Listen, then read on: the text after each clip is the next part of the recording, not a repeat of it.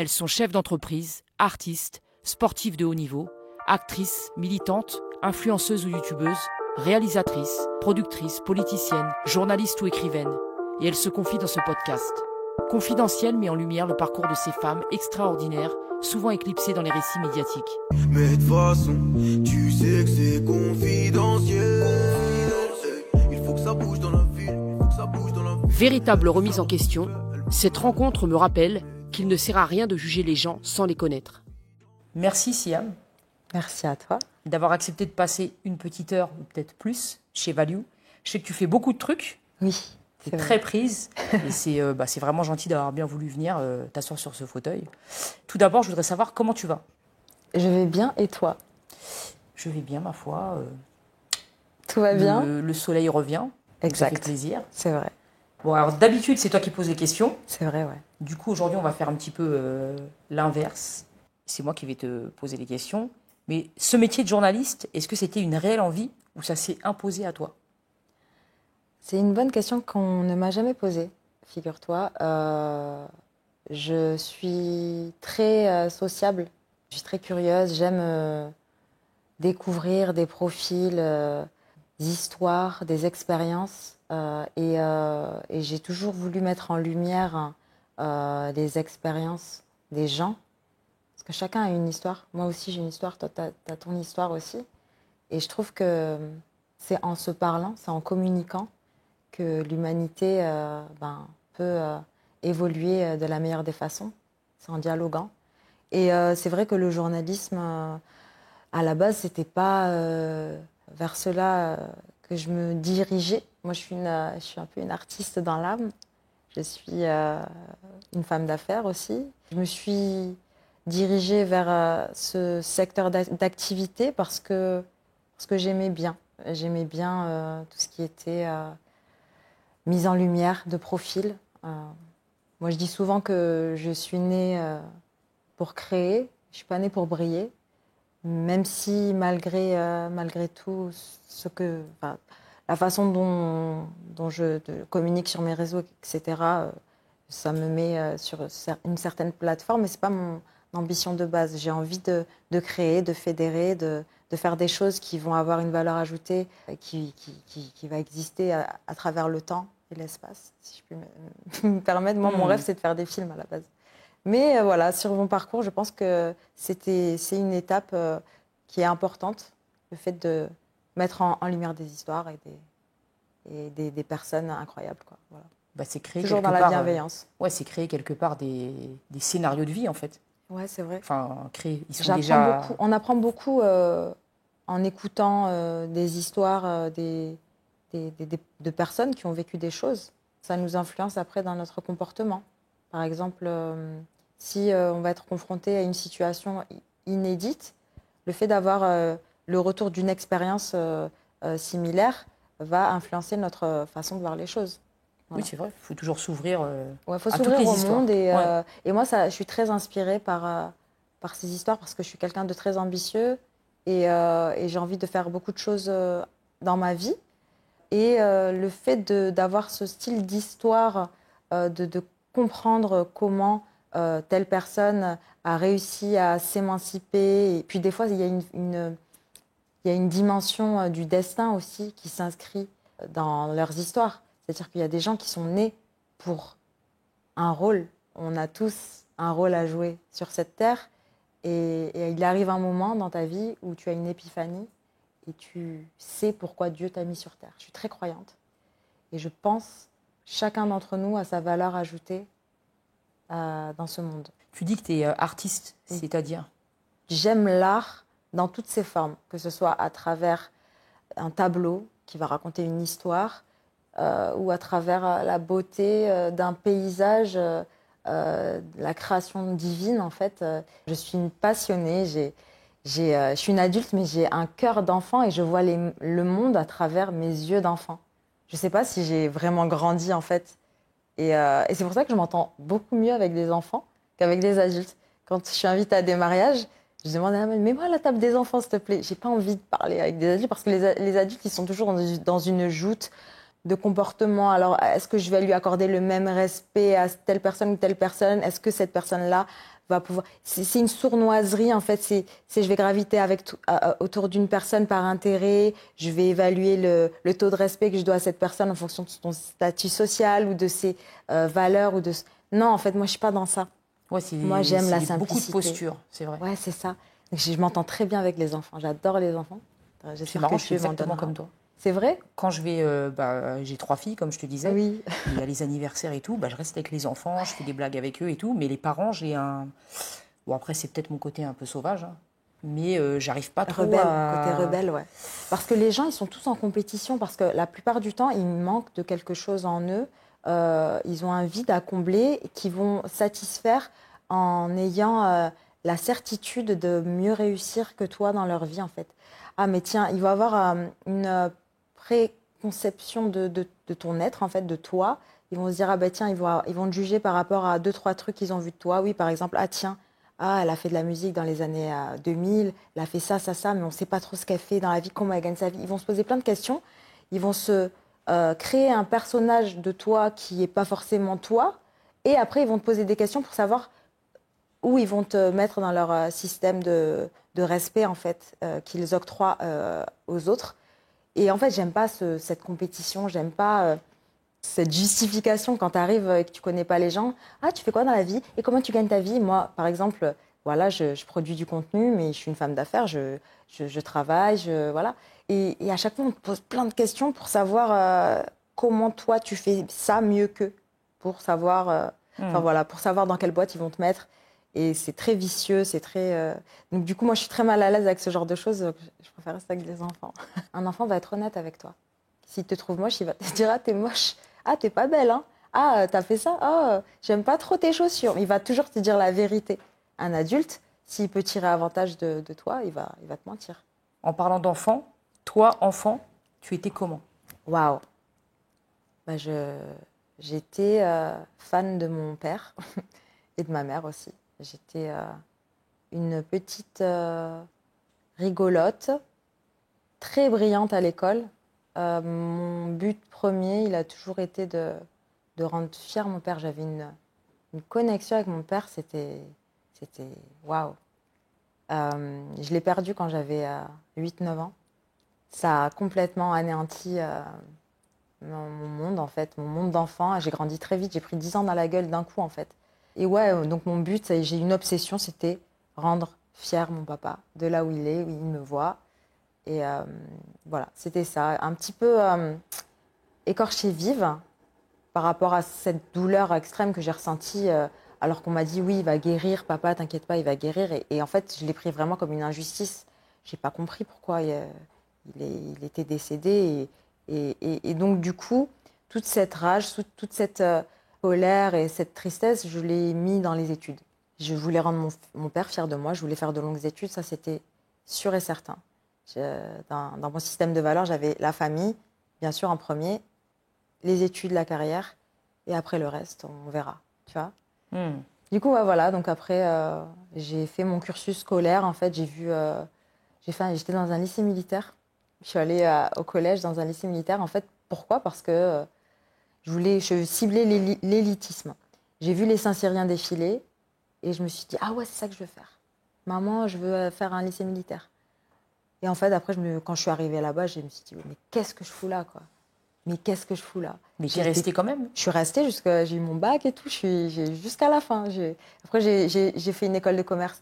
Mais je me suis fait des amis, hein, mais après, sinon, le système militaire, je me suis sentie exclue à pas mal de reprises, hein. J'étais l'une des seules arabes déjà. On était peut-être 4. Il y avait un noir. J'étais pas à ma place. Mais je me suis quand même fait des amis. Mais bon, après, les encadrants, il y en a, ils étaient durs, hein. On m'a tapé des phases que j'ai découvert le racisme à ce moment-là, quoi. Oui, c'est ce que j'allais te demander, si tu avais connu du racisme dans ce lycée. Oui, je vais te dire, j'étais en 3e ou en 4e. Et tu sais, dans le lycée militaire, on se met en rang pour aller au réfectoire. Il y avait un adjudant-chef qui s'appelait l'adjudant-chef d'épée, le poucave, j'en ai rien à foutre. Il était très raciste. Et dans ma classe, il y avait Éric Bouana, qui était juif. Et moi, Siam Bengoua, arabe musulmane, eh ben, on était les meilleurs amis du monde, hein, par contre. À chaque fois, il nous reprenait à nous deux. Et ce qui nous a fait, en fait, pour un délit, notre délit, c'était que la tenue, elle n'était pas conforme. On était tous en treillis militaire, mais pas militaire camouflage, militaire étudiant, on était en bleu. Moi, j'avais oublié ma ceinture. Et lui, je crois qu'il n'avait pas mis le bon t-shirt en dessous de son uniforme. Il nous a pris à partie. Il nous a dit, vous deux, vous restez là. Et il nous a mis les mains comme ça, devant le mur, pendant 1 heure. On était les jambes écartées, face au mur, les mains sur la tête, comme ça. Et humiliés devant toutes les autres classes qui venaient au réfectoire en rang, en fait. On était là pendant 1 heure, on est resté comme ça. Il faisait froid, il commençait à pleuvoir, et il nous a laissés comme ça. C'est une violence, c'est une violence psychologique innée. Et puis en plus, le porc. Il nous mettait tout le temps du porc le week-end, et nous, on ne mangeait pas de porc. Donc à chaque fois, il nous donnait de la moussaka dans des boîtes de conserve, et on devait manger ça. Et du coup, un jour, j'ai craqué, j'ai appelé ma mère, j'ai pleuré. J'ai dit, maman, ils nous nourrissent mal, ils nous traitent comme des chiens. Et je commençais à pleurer parce que bon, quand même, l'école, elle est payante, ma mère, elle paye, tu vois. Ma mère, je me rappellerai toujours, a téléphoné à l'accueil des répétiteurs, téléphone, dit, je veux parler au colonel, ma fille. Ouais, c'était ma première supportrice. Et du coup, ouais, non, j'ai eu ça, j'ai eu cette expérience-là. Après, j'ai eu d'autres expériences, avec mon physique et tout, qui n'était pas très, voilà. J'étais un peu grosse, j'étais en surpoids, j'avais des boutons, j'étais un peu... Mais bon, ça a permis de développer d'autres facettes de ma personnalité. J'étais la petite rigolote du groupe, mais c'est vrai que... Et avec les autres enfants de ta classe et de ton école, est-ce que tu as subi justement ce genre de racisme ? Oui, parce qu'ils ont des biais cognitifs. Et en fait, moi, ça m'a arrangé d'un côté parce que quand je suis arrivée, les gens me craignaient, bizarrement. Alors que je suis une petite meuf de la campagne, tu vois, j'ai pas... Ils ont ces biais cognitifs ancrés depuis leur jeunesse, parce que leurs parents, ils voient les médias, ils se disent, ouais, voilà, les Arabes, ils sont comme ci, comme ça. Et moi, quand je suis arrivée au lycée militaire, on croyait que j'étais une fille de banlieue, mais en mode Kaira, quoi. Je dis, ah ouais, c'est une racaille, la nouvelle, c'est une racaille. Ah bon? Pourquoi vous dites ça? Et après, ah oui, bah ok, je suis une racaille. Et franchement, volontiers, je voulais, comme ça, moi, les gens, ils n'allaient pas Prendre la tête, ouais. ils n'allaient pas Ouais. m'embêter. Ben, après, avec les conversations, avec le sport, avec tout ça, on trouve toujours des intérêts communs. Et puis après, on se lie d'amitié avec des gens qui sont complètement hors sujet avec qui on est. Et c'est ça qui est beau, ça nous rassemble. Puis bon, non, je me suis fait beaucoup d'amis là-bas, j'avais pas de problème. Mais c'est au lycée que on sent les groupes qui se forment. J'étais avec 2 copines à moi, Janine et Fatou, camerounaise, et Fatou, elle était malienne. Elles le sont toujours, hein, d'ailleurs, je leur passe le salam. Et on était tout le temps, toutes les 3, ils nous appelaient les Black Panthers ou les Destiny Child. T'as grandi où, toi? Parce que tu dis que tu viens de la campagne. Alors, moi, je viens d'une petite bourgade du sud de la France, à côté de Toulouse, entre Toulouse et Montauban. Un petit village qui s'appelle Fabas, qui a 400 habitants. Et puis voilà, non, c'est de là d'où je viens. Et puis... Alors toi, ta mère, donc, elle arrive en France à l'âge de 7 ans, Oui, c'est ça? C'était après la guerre. oui. Est-ce que c'est quelque chose qui l'a marqué et est-ce que vous en avez déjà parlé? Ma mère, elle est très pudique sur ça. Et j'ai beaucoup parlé avec ma grand-mère. Ma grand-mère, elle a perdu des gens. Elle a eu sa sœur qui avait fait une fausse couche à cette période-là. Ça l'a traumatisée.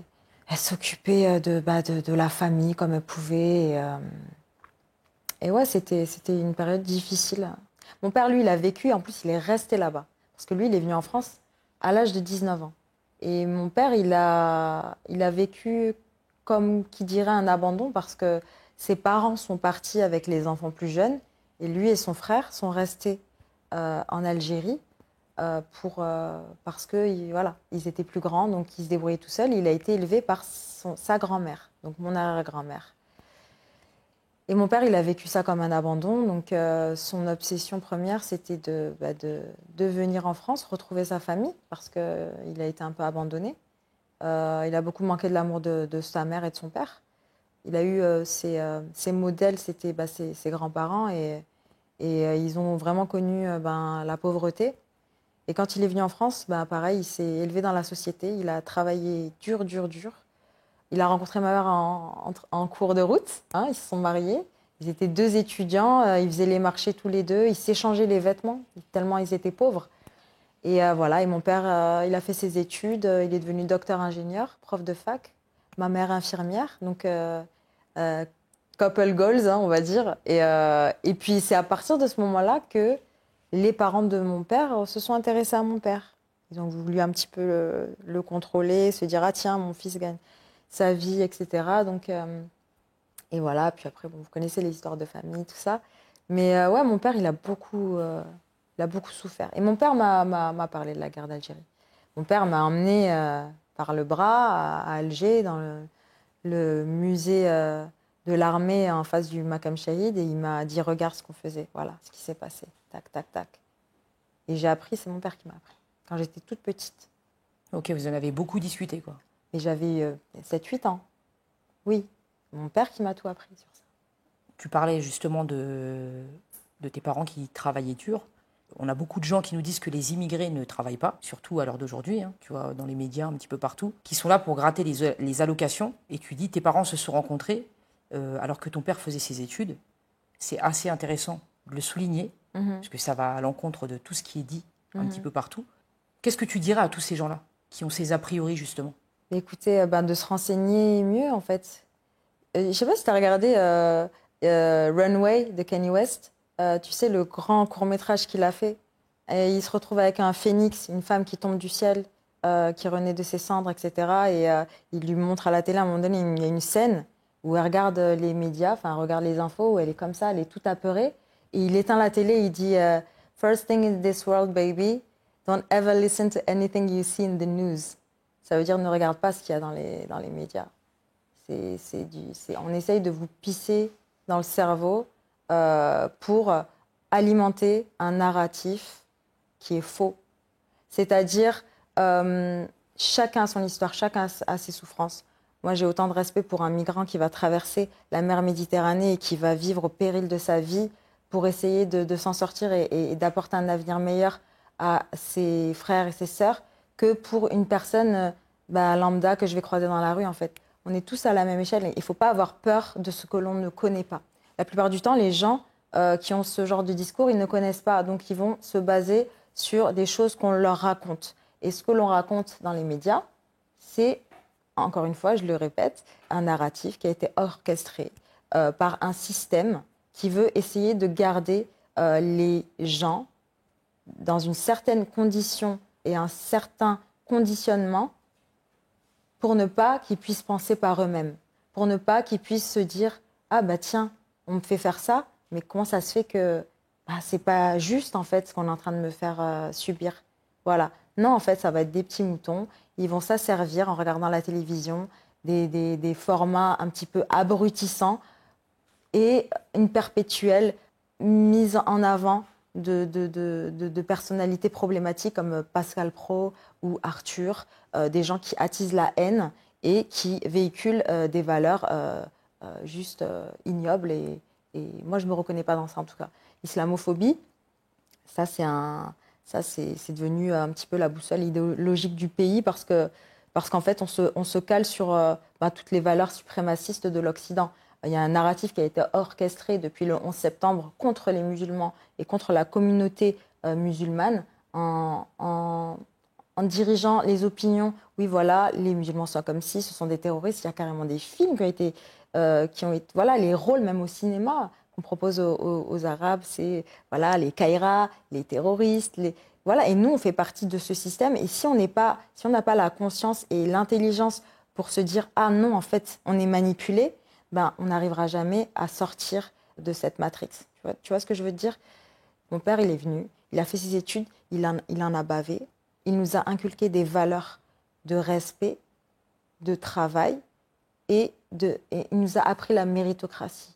Il nous a dit, voilà, il va falloir travailler 2 fois, 3 fois, 4 fois plus pour que ton travail soit reconnu, certes, mais ça en vaut la peine. Parce qu'il nous a montré des choses, voilà, des choses qui sont possibles ici, qui ne sont peut-être pas possibles ailleurs. Et à contrario, maintenant, plus j'évolue dans ma vie, plus je grandis et plus je me rends compte que des fois, on a des meilleures opportunités ailleurs qu'ici. Ça a changé aussi. Mais en fait, si tu veux, je t'explique. Moi, je fais partie de un petit peu.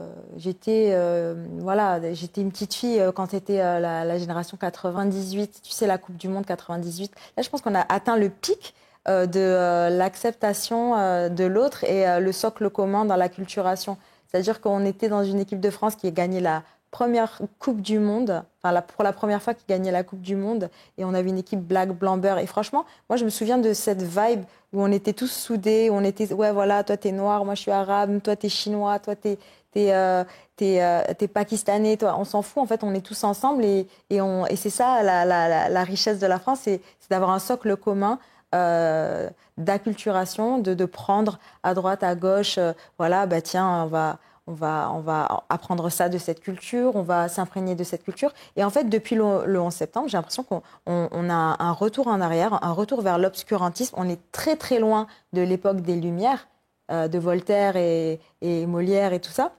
Maintenant, on est vraiment dans le repli sur soi, la peur de l'autre, attiser la haine pour mieux diviser les strates de la société. C'est implicite tout cela, c'est vraiment pour avoir gratter des voix par-ci, gratter des voix par-là, en mettant le doigt sur les peurs des gens en fait. Si les gens s'ouvraient, se déconnectaient un petit peu des chaînes de médias en continu, ils pourraient apprécier la vie et les gens et aller communiquer avec des gens qui sont différents et se rendre compte qu'en réalité ce sont des gens comme eux. Pour en revenir à ta famille, oui. Donc la famille Bengoua à la maison, c'était comment? Est-ce que tu as des souvenirs? Alors, mon père, il adorait la musique. Il était musicien aussi. Il jouait beaucoup derbouka et mandoline. Il écoutait de la musique charbi à la maison. Ma mère, elle a été plus influencée par la culture américaine. Elle écoutait, et puis la musique française, elle écoutait beaucoup de Bob Marley. Elle adorait Bob Marley. Elle adorait Dalida, Mike Brandt, Brel. Beaucoup de musique. La musique, ouais, c'est quelque chose qui nous rassemblait. Ah ouais, moi, la musique. Mon père, à chaque fois, quand il allait voir des amis ou de la famille, il ramenait sa derbouka, il jouait, il chantait avec ses amis. Et après, voilà, il y a eu beaucoup de débats, voilà, très intellectuel. Hein. La famille Bengoua, tu regardes, il y a beaucoup de docteurs, il y a beaucoup de profs, c'est l'éducation. J'ai grandi comme ça. J'ai grandi j'ai 2 autres sœurs et avec mes sœurs, on a grandi dans ça, dans les débats, dans la musique, dans toujours la discussion, quoi. Ouais, la nourriture. Ouais. Ma mère, elle recevait. Donc tu nous disais que tu as perdu ton père vers l'âge de 8-9 ans. Oui. Est-ce que tu te rappelles de ce jour? Oui, c'était un soir. Mon père, en fait, il a eu un cancer assez... comment dire? Il y a un mot pour ça. Fulgurant, je veux dire? Ouais, il était... On n'a pas compris. On est parti en Tunisie en vacances dans un hôtel. Et quand il est rentré de ses vacances, il sentait qu'il avait des ganglions. Hein. Et ma mère, elle me dit non, t'inquiète pas, on va chez le docteur. Le docteur, il lui annonce qu'il a un cancer. Voilà, au niveau de l'œsophage, etc. Et c'était pas facile à détecter. On commence à faire la chimio. Et 6 mois plus tard, je vois mon père diminuer, amaigri. Et moi, avec mes yeux d'enfant, je comprends pas. Et je demande à maman, mais papa, il va guérir, pourquoi papa, il est pas là? Alors c'est dur pour ma mère aussi, parce qu'elle doit gérer 3 petites filles. Et il était après pendant longtemps aux hôpitaux. On a tout essayé, hein. Franchement, c'était compliqué. Mais moi, on m'a toujours dit, il va guérir. Et c'est ça, en fait. Je me rappelle le jour où il est décédé. Il est venu à la maison et là, il parlait presque plus, quoi. Et après, il y a du monde. Ma mère, elle savait que c'était la fin. Donc, il y a du monde qui est venu. Il nous ramenait des tonnes de sucre. Ouais, apparemment, quand il y a un décès, il y a du sucre. Enfin, les gens, ils te ramènent du sucre, apparemment. Du sucre raffiné? Ouais. Ouais, du sucre en morceaux. Je me souviens de ça. Je ne sais pas pourquoi, en fait. j'étais petite, hein, il y avait des tonnes de sucre empilé.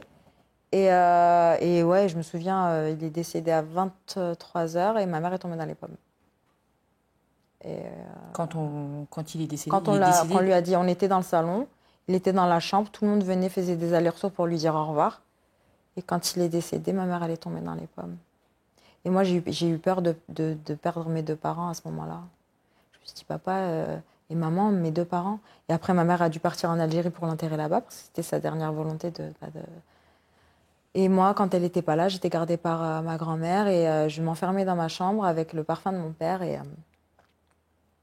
Ouais, et je sentais le parfum de mon père parce que j'avais l'impression qu'il était avec moi. Et en fait, c'est comme s'il ne m'avait jamais quittée parce que je pense qu'il a veillé sur moi par la suite. Voilà. Et toi, tu es la plus grande des sœurs? Non, ma grande sœur. Ok. Ouais. Et ma grande sœur quand mon père est décédé, ça lui a fait un choc. Et du coup, elle a eu le diabète après. Mais j'ai perdu ma sœur aussi. Quelques années plus tard, ouais. À quel âge? Elle avait quel âge? Elle avait 29 ans. En 2010. Ah, juste avant de partir faire mes études aux États-Unis, j'ai perdu ma sœur, ouais, aussi.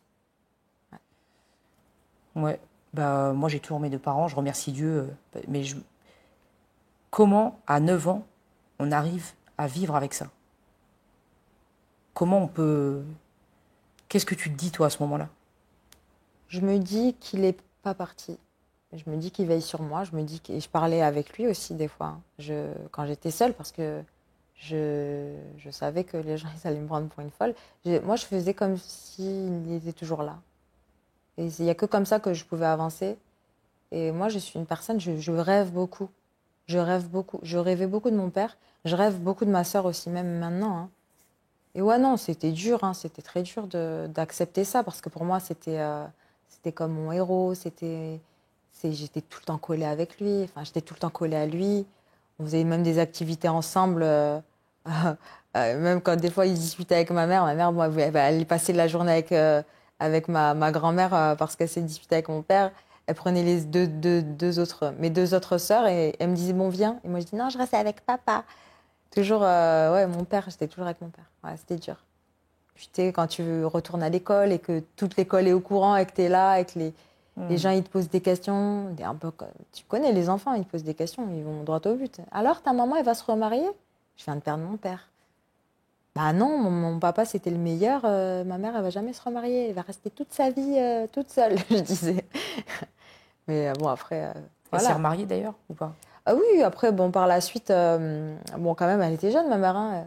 Elle avait 40 ans, hein, quand mon père est mort. Elle a refait sa vie. Elle s'est pas remariée, mais elle a son compagnon qu'elle est toujours avec. Elle a attendu 10 ans quand même avant de refaire sa vie. Elle a rencontré quelqu'un et ils sont toujours ensemble. Voilà, ils ont fait petite union. Donc, du coup, ta mère s'est occupée de toi toute seule et de tes sœurs. Ouais. Et elle avait de l'aide un peu ou elle a vraiment tout géré Ah ouais, elle a tout géré, hein. Elle a tout géré. Tu penses que c'était difficile pour elle? Le travail. Ah oui, c'était très dur. C'était très dur pour ma mère. Et ça, je le voyais. Et c'est la raison pour laquelle, dès que j'ai eu l'âge de 15 ans, tous les étés, je travaillais. Je travaillais, je mettais des sous de côté. J'ai commencé à travailler dans les champs de maïs. Tu sais ce que j'ai acheté à ma mère quand j'ai eu mon premier salaire? Salaire, hein, j'ai travaillé, j'étais payée à coups de lance-pierre, hein. J'ai dû gagner 430 €, un truc comme ça, pour 3 semaines comment on appelle ça, la troncacture du maïs? Non, c'est pas la troncacture, c'est la castration du maïs. C'était horrible, le pire travail de ma vie. Je te jure, on était dans les champs à 6h du matin, il y avait des moucherons qui nous venaient dans les yeux et tout. Moi, j'étais là, les bras comme ça, là. Je cassais le maïs. Quoi exactement, en fait? En fait, on faut enlever une tige mâle ou femelle, je sais pas, le truc au-dessus, Ouais. mais c'est grave. Oh, donc ouais, c'était horrible. Oh mon Dieu. Et donc, j'ai gagné 400 et quelques euros. Avec cet argent-là, j'ai acheté une bague à ma mère, qu'elle a toujours, hein. Un grenat, une belle bague. C'est magnifique. Ah ouais, ma mère, je l'aime trop. Je la mets sur ma tête, ma mère. Ma mère, c'est la personne la plus importante de ma vie. J'espère qu'elle le sait. J'espère que tu le sais, Fatima. Et je me moque d'elle, je l'appelle Fatima. Des fois, ça l'embête. Mais ouais, non, ma mère, c'est ma queen, ma star. Sans elle, Franchement, si j'avais perdu mes 2 parents, je ne sais même pas comment j'aurais évolué dans la vie. J'aurais fini en prison, je crois. Je sais pas. Franchement, non, ma mère, elle nous a éduqués, elle a travaillé. Je lui dois tout. Donc, j'ai beaucoup de chance, ouais. J'ai beaucoup de chance de l'avoir. Elle a laissé transparaître son désarroi, entre guillemets, ou elle a jamais montré ses faiblesses quand elle a perdu ton père? Ah non, oui, on la voyait pleurer des fois, mais elle se cachait pour pleurer. C'était dur hein, pour elle. C'était très, très, très dur. Elle savait pas. Elle était perdue. Mais bon, t'es obligée. Hein. Tu n'as pas le temps d'avoir la dépression hein, quand t'as ça. T'es dans un engrenage. La vie, c'est comme une bicyclette. Si tu t'arrêtes de pédaler, tu tombes. Là, elle avait 3 filles. Elle avait des charges. Voilà. Elle a travaillé. Enchaîner les boulots. Des fois, elle se levait, elle allait faire un remplacement là-bas, elle revenait là. Et nous, on était déjà à l'école. C'était une grosse organisation et non, elle n'a pas vraiment été aidée. Hein. Respect à la maman alors. Ouais. Respect à toutes les mamans, c'est vrai qu'ils se battent. Ouais, franchement, respect. Même, elles se sacrifient pour leurs enfants. Enfin, je dis pas que les pères ne se sacrifient pas pour leurs enfants. Oh, il y a des mais bons papas souvent, aussi quand même. Ouais, ouais, il y a des bons papas. Mais vrai. souvent, les mères, elles sont... Tu vois, c'est leurs enfants qui passent avant tout, quoi. Ouais. Les gars, c'est un peu différent, j'ai l'impression. Même si, bien sûr, il y a des super papas, quoi. Ouais. Du coup, toi, ta jeunesse plutôt tranquille, ou tu nous fais une petite crise d'adolescence? Non, j'ai jamais fait de crise d'adolescence. Je pouvais pas faire de crise d'adolescence. Ma sœur en a fait une. La grande? Ma grande sœur, ouais. Ah ben, c'est normal. T'as 15 ans, t'as plus le droit à prendre du sucre. Enfin, le diabète, c'est horrible comme maladie. Et comment on a décelé ça? Parce que déjà, elle avait une maladie auto-immune, plus le diabète. Et donc, non, ma sœur, grande crise d'adolescence. Moi, non, je suis restée dans mon rôle de fille studieuse qui ramène les bonnes notes. Et après, je suis partie loin, je suis allée dans le lycée militaire. C'était quand même à 600 km de chez moi. Ma sœur, elle a fait sa petite crise d'adolescente. Et non, moi, j'étais l'exemple, en fait. Et mon Dieu, ce qu'il était lourd, mon sac à dos. Ah ouais, puis mes sœurs, des fois, elles me détestaient un peu parce que ma mère, elle était tout le temps là à comparer avec moi. Ouais, faites comme Sihem. Pourquoi vous n'êtes pas comme Sihem? Et du coup, c'est pas bien de mettre en rivalité ses enfants parce qu'après, ça crée des conflits entre nous. Ouais.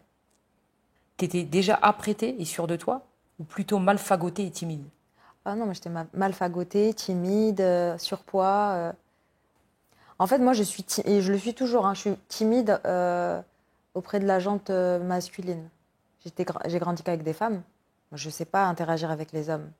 Je suis très timide avec les hommes, même maintenant. Je ne sais pas faire. Mais oh non, sinon, je suis sociable. Est-ce que tu as été touchée par le harcèlement à l'école ou pas du tout? Franchement, il y a eu des tentatives, mais je suis une DZ. Attention, moi, on me la faisait pas. Et je détestais l'injustice. Et comme j'étais une oratrice dans mon petit collège, je parlais bien, je faisais des public speaking. Tout le monde me votait pour moi pour que je sois déléguée de classe. Genre, et j'ai toujours eu cette franchise et les gens me trouvaient fiable. Donc non, j'ai jamais été harcelée, à part oui sur mon embonpoint quand j'étais petite, on m'a traité de grosse, on m'a traité de sale arabe, on m'a déjà fait des trucs comme ça. Mais moi je me défendais avec ma bouche et je défendais les victimes.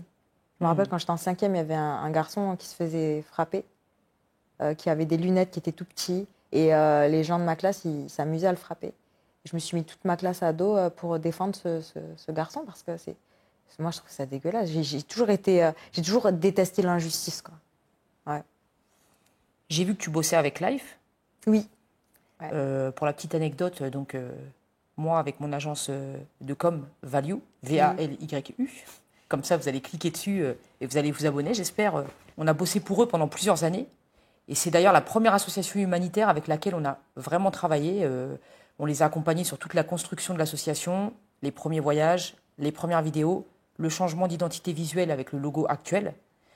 Et à partir de cette expérience-là, on s'est vraiment concentré à travailler soit pour des assos, soit pour des collectivités ou des gens qui ont un certain impact sur la société. ça nous a vraiment transformés intérieurement, forcément. Toi, est-ce que ton expérience avec Life t'a appris beaucoup de choses? Mon expérience avec Life, elle date il y a 1 an et demi. Et oui, moi je faisais de l'humanitaire même avant. J'ai toujours fait des maraudes, j'ai toujours été sensibilisée aux injustices et au fait est que voilà, la vie, elle est tellement ambivalente et cruelle parfois que on peut se retrouver dans des situations précaires aujourd'hui et demain, se retrouver dans une... Enfin, c'est ça, c'est la vie. Et des fois, il y a des... Moi, je suis très touchée par les sans-abri, je suis très touchée par les gens qui sont voilà, dans le besoin. Et même, je pense que ça me vient de ma mère. J'avoue qu'on partait en Algérie, même, on a toujours donné, essayé de faire le bien autour de soi. Ça fait partie de mes valeurs. Et c'est vrai qu'avec Life, on a créé un genre de collaboration. C'est-à-dire que bon, moi, je travaille avec eux sur pas mal de choses. On a une émission qui s'appelle le Live Talk que j'anime. Et il y a aussi la partie humanitaire sur laquelle j'essaye de communiquer un maximum. Et je me suis investie aussi récemment. Je suis partie au Maroc après le séisme pour aider comme je pouvais à mon échelle les gens qui étaient sinistrés. Ça m'a touchée. Ouais. D'être sur le terrain, ça m'a beaucoup touchée, ça m'a beaucoup appris. Je me suis rendu compte qu'en fait, on est complètement déconnecté de la réalité de certaines personnes. En fait, ce que les gens expérimentent dans d'autres pays, dans des conditions assez singulières et à un paroxysme. Enfin, moi, j'ai été choquée hein, quand je suis allée au Maroc et que je suis allée dans les montagnes Schleur et je voyais les conditions dans lesquelles les gens y vivaient. Ça m'a choquée. Ouais. Tu vois ces enfants, tu vois ces gens-là, c'est des gens qui affichent les plus larges sourires, en fait. Et là, je me dis, waouh, tu te rends compte qu'il y a des gens ici, là, qui se plaignent pour un oui ou pour un non, alors qu'ils sont quand même dans de bonnes conditions, dans le confort. Et ouais, ça te remet les idées en place quand tu vois ça. Justement, ce que je voulais te dire suite à Life, je ne sais pas si toi, ça te fait la même chose qu'à moi. Quand tu reviens de voyage humanitaire, il faut toujours ce temps pour digérer. Ouais. Tu vois, parce que c'est comme toi, tu dis, tu vas dans les montagnes, tu vois la misère des gens, tu la compares forcément à la tienne, enfin à ta misère, à ta vie en tout cas, et tu te dis, tu vois, il y a cette sorte de redescente quand tu viens, quand tu reviens chez toi. Ouais. Comment tu fais pour le vivre émotionnellement? Comment tu fais pour sortir de ça? Ah, c'était dur. Hein. Quand je suis rentrée, c'était dur. Je me suis sentie... ton esprit, il est toujours là-bas avec eux. Et surtout, moi, quand je suis arrivée, traumatisée, je suis arrivée, je vois un petit enfant handicapé qui se traîne. Attends, il a eu une méningite, et donc il a une partie de son cerveau, toutes ses fonctions, de son corps, en fait, qui est immobilisée, en fait, pieds nus, dans la poussière. Je vois ce petit enfant, et souriant, un rayon de soleil. Je te jure, je vais pas pleurer, hein, parce que moi, je suis très... tu vois, j'arrive à sonder l'âme des gens, en fait. Il y a des gens, ils parlent pas, mais on se comprend. Je lui parlais, il me comprenait, alors qu'il parle pas français. Hein. Moi, je ne parle pas schleu non plus. Il parlait que schleu là-bas, la plupart du temps. Une âme tellement pure, handicapée, sans fauteuil, sans chaussures. J'ai parlé avec... J'étais obsédée et tellement, je me suis disputée mais avec des copines de l'asso qui parlaient de trucs un peu... et genre, j'étais pas déconnectée de ce petit garçon. Le lendemain, on est parti lui acheter un fauteuil roulant et je lui ai ramené et on l'a cherché partout parce que là-bas, en plus, ils étaient tous déplacés, ils n'avaient plus de maison, donc ils étaient sous des tentes. Après, non, oui, telle personne, on demandait, ça a mis des heures à le trouver.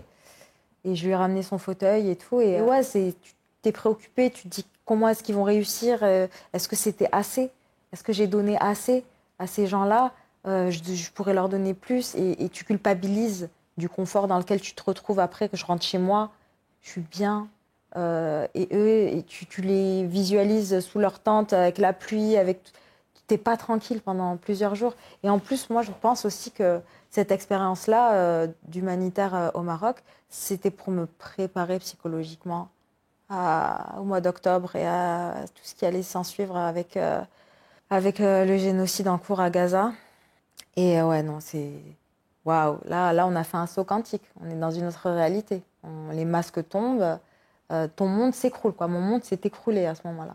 D'être témoin d'autant de souffrance, d'autant de sang, de corps d'enfants mutilés, de pères qui pleurent avec des sacs de bouts de petits garçons dans des sacs, quoi. D'être témoin de ça en direct, live sur mes réseaux sociaux, c'est incompréhensible. Pour moi, c'est incompréhensible. C'est d'arriver en 2024 à être confronté à ça. Je m'en remets pas, vraiment. Alors sur les réseaux, il y en a plein qui disent, bon souvent c'est les mêmes, qui disent que tout ça c'est des mises en scène. Ah bon?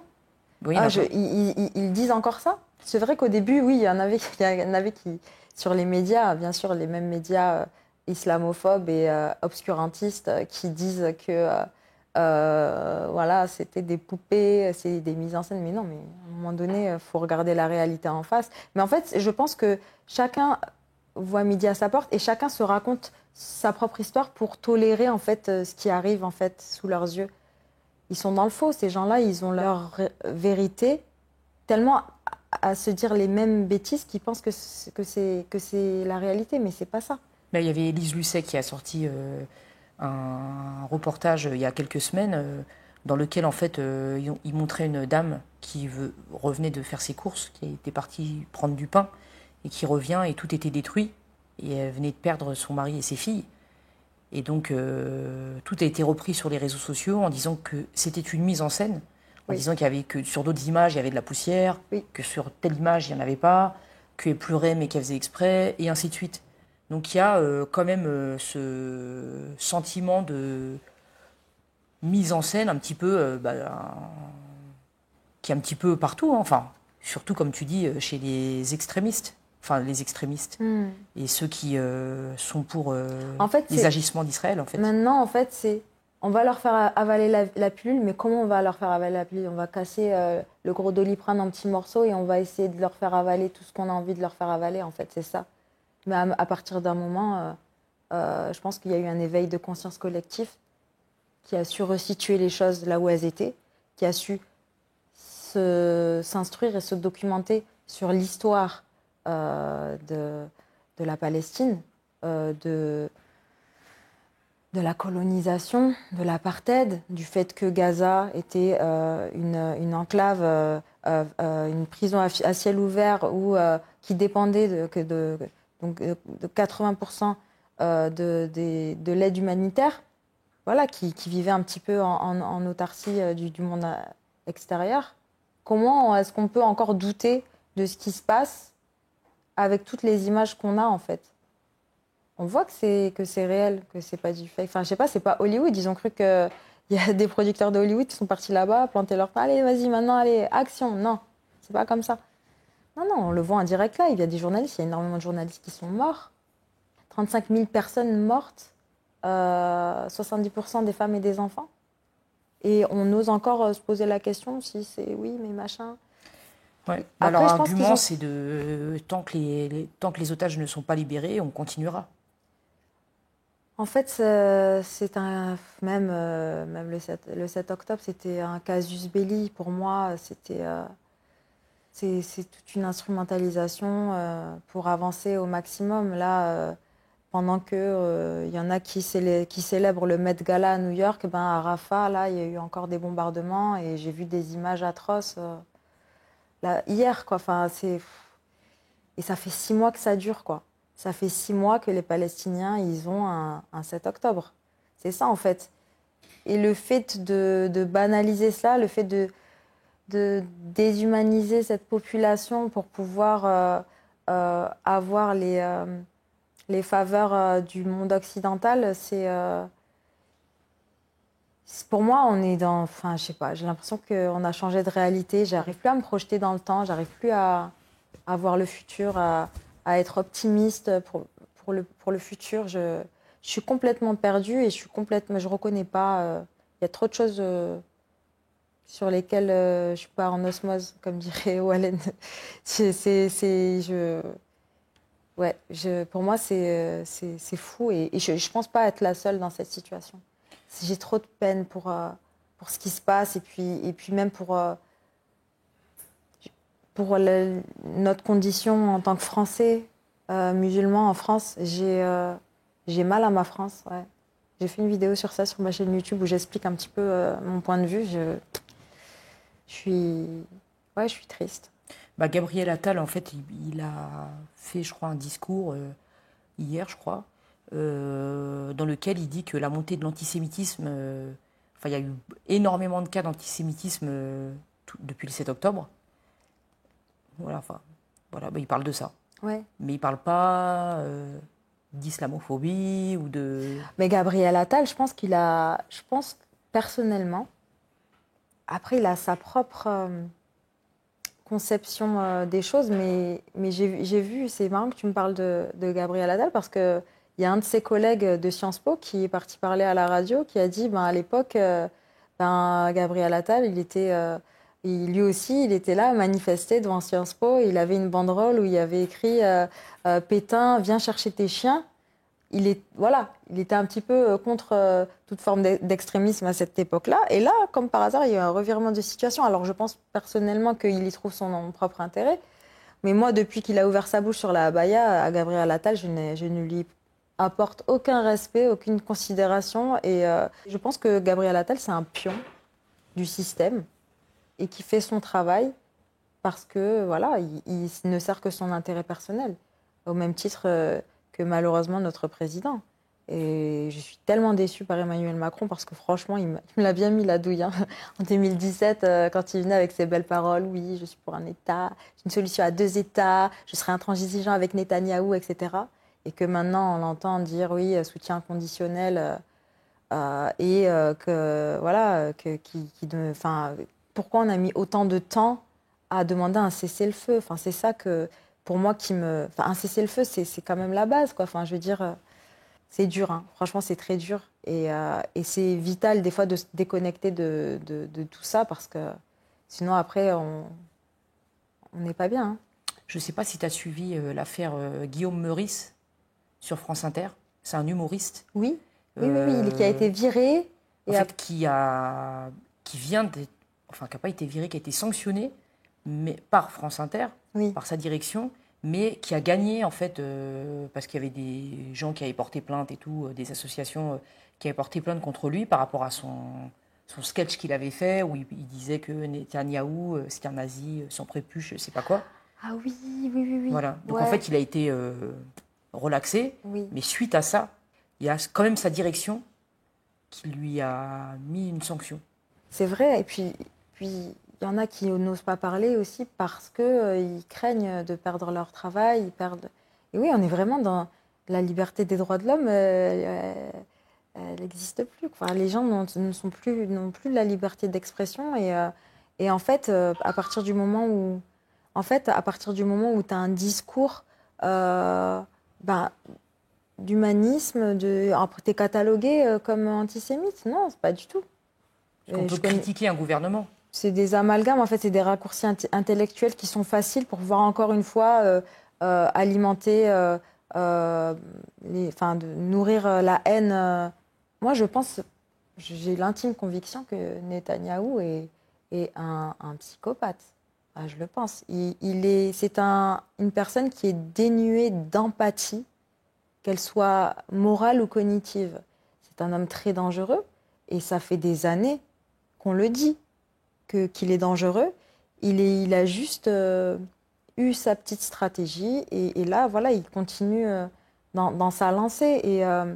Et en fait, pourquoi les gens vont le soutenir? Parce que même si... et puis bon, ça fait des années qu'il y a eu un travail sur la déshumanisation du peuple palestinien. Et en fait, les gens vont soutenir Netanyahou parce qu'en fait, ils ne vont pas se baser sur le fait qu'il y ait des morts, etc. Ils vont se concentrer sur la quête commune qu'ils partagent. La quête commune, c'est d'avoir un État juif, l'État d'Israël, et au détriment de tout. Mais il y a d'autres personnes, il y a d'autres penseurs, d'autres intellectuels qui vont contrecarrer leurs arguments en disant voilà, non, c'est pas comme ça qu'on devrait faire les choses. Ces personnes-là sont des êtres humains. Mais pour certaines autres personnes qui ont baigné dans ça, qui ont été désinformées et endoctrinées depuis des années, pour eux, ce ne sont pas comme des êtres humains. Même on a eu des dirigeants, je crois que c'était le général des armées qui avait comparé les Palestiniens à des animaux humains. Voilà, j'ai envie que les gens ils se rassemblent sur le socle commun de l'amour et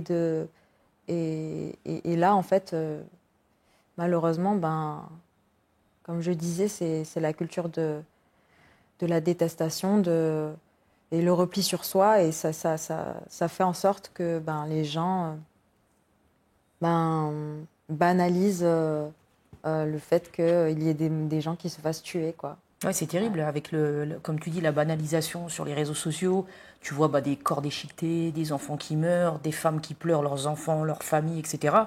Au début, tu es touché, après, tu es un petit peu moins touché. Enfin, on l'est toujours, hein.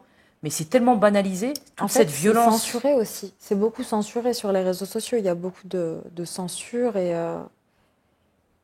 aussi se réapproprier l'histoire et la changer pour pouvoir faire avaler les petites pilules, comme je te disais. Pour légitimer, en fait, quelque part. Légitimer, ouais, non, il y a rien qui peut légitimer ça. C'est juste pas possible. C'est inhumain de faire ça. C'est contre notre morale, quoi. Toi, d'où te vient ce goût pour cet engagement, pour l'engagement en général? Je veux pas faire aux autres ce que j'aimerais pas qu'on me fasse. Et j'arrive pas à comprendre que des gens font aux autres ce qu'ils n'aimeraient pas qu'on leur fasse. Je doute bien qu'il y a certaines, même des membres du Tsahal, qui n'aimeraient pas qu'on vienne chez eux et qu'on mitraille toute leur famille, enfin qu'on tue toute leur famille avec une mitraillette. Bah oui, alors pourquoi ils le font? C'est dur, hein. Franchement, là on vit vraiment dans une ère très compliquée et j'ai beaucoup de mal à me projeter dans le futur. J'ai beaucoup de... surtout dans mon pays, dans mon beau pays que j'aime, la France, je sais pas. Franchement, futur incertain.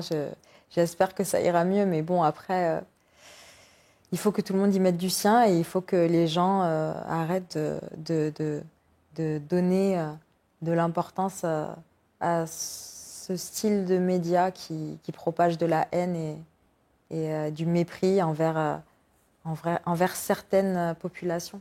Parce que... Qui est toujours la même cible. Oui, bien sûr, ouais, la plupart du temps. C'est beaucoup les Noirs, les Arabes.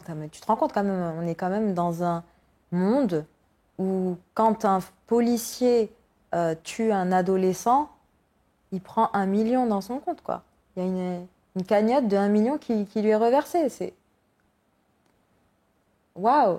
Non, enfin, je sais pas, moi, perso, ça me choque. Moi, ça me choque. Il y a trop de choses qui me choquent. Toi, tu as bossé à la télé. Oui. Donc, tu dois avoir des sponsors, non? Oui, ça dépend, ouais, sur certains programmes, ouais. T'as pas peur de te griller, en quelque sorte, en étant engagé et en tenant ses propos? Non.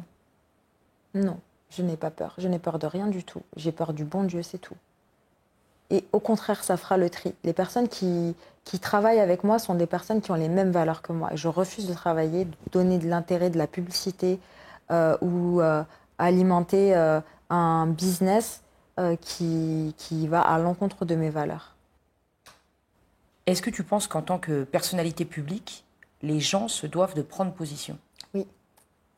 Tu sais, moi je suis une fan de Marvel, j'adore Spider-Man, enfin tout ce qui est comics. Et dans Spider-Man, il y a une phrase que Stan Lee a dit, et c'est un grand pouvoir implique de grandes responsabilités. Et je pense que les gens, à leur échelle, qu'ils soient des personnalités ou des artistes ou des trucs, devraient prôner des valeurs de paix, d'humanité. C'est très important. Sinon, comment on va avancer? En fait, le storytelling qu'il y a dans les médias, quand on parle d'antisémitisme, etc., c'est encore une fois pour essayer de diviser les sociétés. Il ne s'agit pas d'antisémitisme. C'est pas du tout ça. Moi, j'ai des amis juifs, j'ai grandi avec des juifs, j'ai Ça n'a rien à voir. J'ai beaucoup de juifs qui sont contre le fait de tuer des Gazaouis. Et c'est la base. Et c'est ce qui devrait être normal. Mais malheureusement, on est dans une pensée unilatérale parce qu'on va soutenir la cause palestinienne, on va être contre des juifs. Non, Ça n'a c'est rien pas à voir, comme ça. bien Il sûr. ne faut pas avoir un esprit manichéen. Il y a du bon et du mauvais partout. Mais là, ce qu'on demande, c'est un cessez-le-feu. C'est qu'on arrête d'exterminer une population. Tu vois ce que je veux te dire? Et les gens qui croient que en soutenant la cause palestinienne, c'est de l'antisémitisme, ces gens-là, ils sont dans le faux. C'est pas du tout le cas. J'ai aucun problème avec la communauté juive. J'ai aucun problème avec même des gens qui sont israéliens et qui vivent là-bas. J'ai aucun problème contre eux.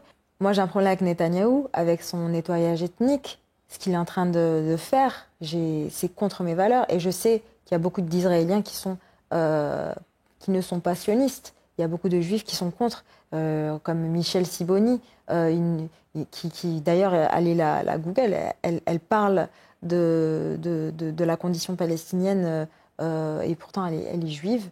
Enfin, je veux dire, voilà, c'est pas une pensée unilatérale. Il y a énormément de juifs qui sont contre ce conflit. Et c'est difficile aussi, même pour la plupart du temps, même pour eux, de prendre la parole. C'est dur aussi. Je pense à eux qui sont contre et qui sont dans des circonstances un petit peu délicates parce que peut-être le cousin, il va être à fond Netanyahou. Lui, il va dire, il va y trouver des réserves et tout. Ils savent, même au sein de leur communauté, c'est compliqué. Tu vois ce que je veux te dire? C'est un peu à double tranchant, quoi. Et justement, moi, je vois avec Omar Sy, Oui. tu vois, il essaye de donner son avis, de faire bouger les choses à chaque fois, pour plein de causes. Hein. Oui. Mais à chaque fois qu'il parle, il y a tout le monde qui lui tombe dessus. Oui, c'est vrai. Oui. Et toi, tu penses qu'il devrait pas se prononcer? Non, je pense qu'il devrait dire sa vérité. Si elle prône des valeurs de paix et des valeurs humaines, c'est important de le faire savoir. Ça fait du bien. Ça fait du bien à plus de gens qu'on ne croit. Il ne faut pas se laisser intimider par une minorité qui prône la haine. Et moi, j'ai vu des images tellement choquantes, quoi. Enfin, je veux dire, voilà, des gens qui sont complètement... En fait, ils ont réussi, certaines personnes, à se distancier de l'impact humain. En fait, c'est comme si pour eux, c'était des fourmis ou des mouches. Tu vois, tu vas tuer une mouche, tu vas refaire ta journée, en fait. Tu t'en fous, en fait. En fait, pour certaines personnes, c'est comme ça. Ils vont tuer des... Pour eux, c'est rien. Enfin, c'est des êtres humains. Et c'est ça, en fait. Et comment tu veux communiquer avec des personnes comme ça? C'est comme si tu mettais de l'eau sur une brique. Tu vas mettre de l'eau sur une éponge, l'éponge, elle va s'imprégner d'eau. Mais si tu mets de l'eau sur une brique, ça ne sert à rien, en fait. Ils sont imperméables à une autre histoire, à un autre narratif, parce qu'en fait, certaines personnes, depuis qu'ils sont gamins, ils sont endoctrinés avec cette pensée unilatérale. Et c'est triste. Vraiment, c'est très triste. Je pense que les personnalités, elles ne devraient pas s'arrêter de parler des injustices de ce monde, que ce soit en Palestine, que ce soit au Congo. Ce qui se passe au Congo, c'est super grave aussi. Il faut s'instruire, il faut dénoncer tout ce qui nous tient à cœur. Donc, pour en revenir à toi et à ton parcours, comme Omar Sy, toi, tu as vécu ton rêve américain, oui. Tu as été vivre aux États-Unis. Tu te rappelles de ton arrivée là-bas? Ah ouais, il faisait froid. Je suis allée faire mon master à Philadelphie. Et moi, pour moi, ouais, les States et tout, c'est trop bien. Je suis arrivée. Philadelphie, il faisait froid. Il y avait la neige qui était jusqu'à là et tout. Ouais, c'était quelque chose. Mais en plus, waouh, pour moi, c'était une thérapie parce que je venais juste de perdre ma grande sœur. Ma grande sœur qui m'a beaucoup, beaucoup motivée au niveau artistique aussi. Beaucoup. Mon père, c'était les études. Ma sœur, c'était l'artistique. Réalise tes rêves. Ouais. Et je suis arrivée là-bas. J'étais dans mon université à Temple. Et en parallèle, j'étais en école de théâtre. J'ai coécrit une pièce de théâtre et tout. C'était très cool. Non, franchement, les États-Unis, ouais, c'était vraiment une belle expérience pour moi. Ta première participation à une émission de télé-réalité, oui. C'était aux États-Unis. Ouais. C'était quelque part dans l'idée de pouvoir rester bosser dans le pays, si j'ai bien compris. Hein. Est-ce que tu as parlé avec ton entourage avant d'y participer? Oui. Oui. Ma mère, elle avait peur. Ma mère, elle a toujours peur pour moi. Qu'est-ce qu'elle t'a dit, ta mère? Elle m'a dit, quoi que tu fasses, je te soutiendrai. Et en fait, ouais, non, j'ai commencé. J'ai coécrit une pièce de théâtre. On a performé. Ça a eu un certain succès. Et il y avait un directeur de casting qui m'a retrouvée sur les réseaux, qui m'a proposé de passer ce casting-là. Pour moi, c'était un ticket d'entrée pour rester aux États-Unis parce que quand on finit ses études, on est international student, on a notre diplôme et après on a une carte qui s'appelle OPT qui te permet de travailler pendant 1 an sur le territoire américain. Mais après, tu vois, ton visa, moi, mon visa, il allait expirer en 2015, donc il faut le renouveler. Mais pour renouveler ton visa, il faut que tu aies un sponsoring d'une entreprise. Il faut que tu sois genre salarié d'une entreprise et que l'entreprise, elle te sponsorise pour que tu puisses avoir tes papiers américains. Moi, je voulais rester et je me suis dit, waouh, NBC. C'est la plus grosse chaîne internationale.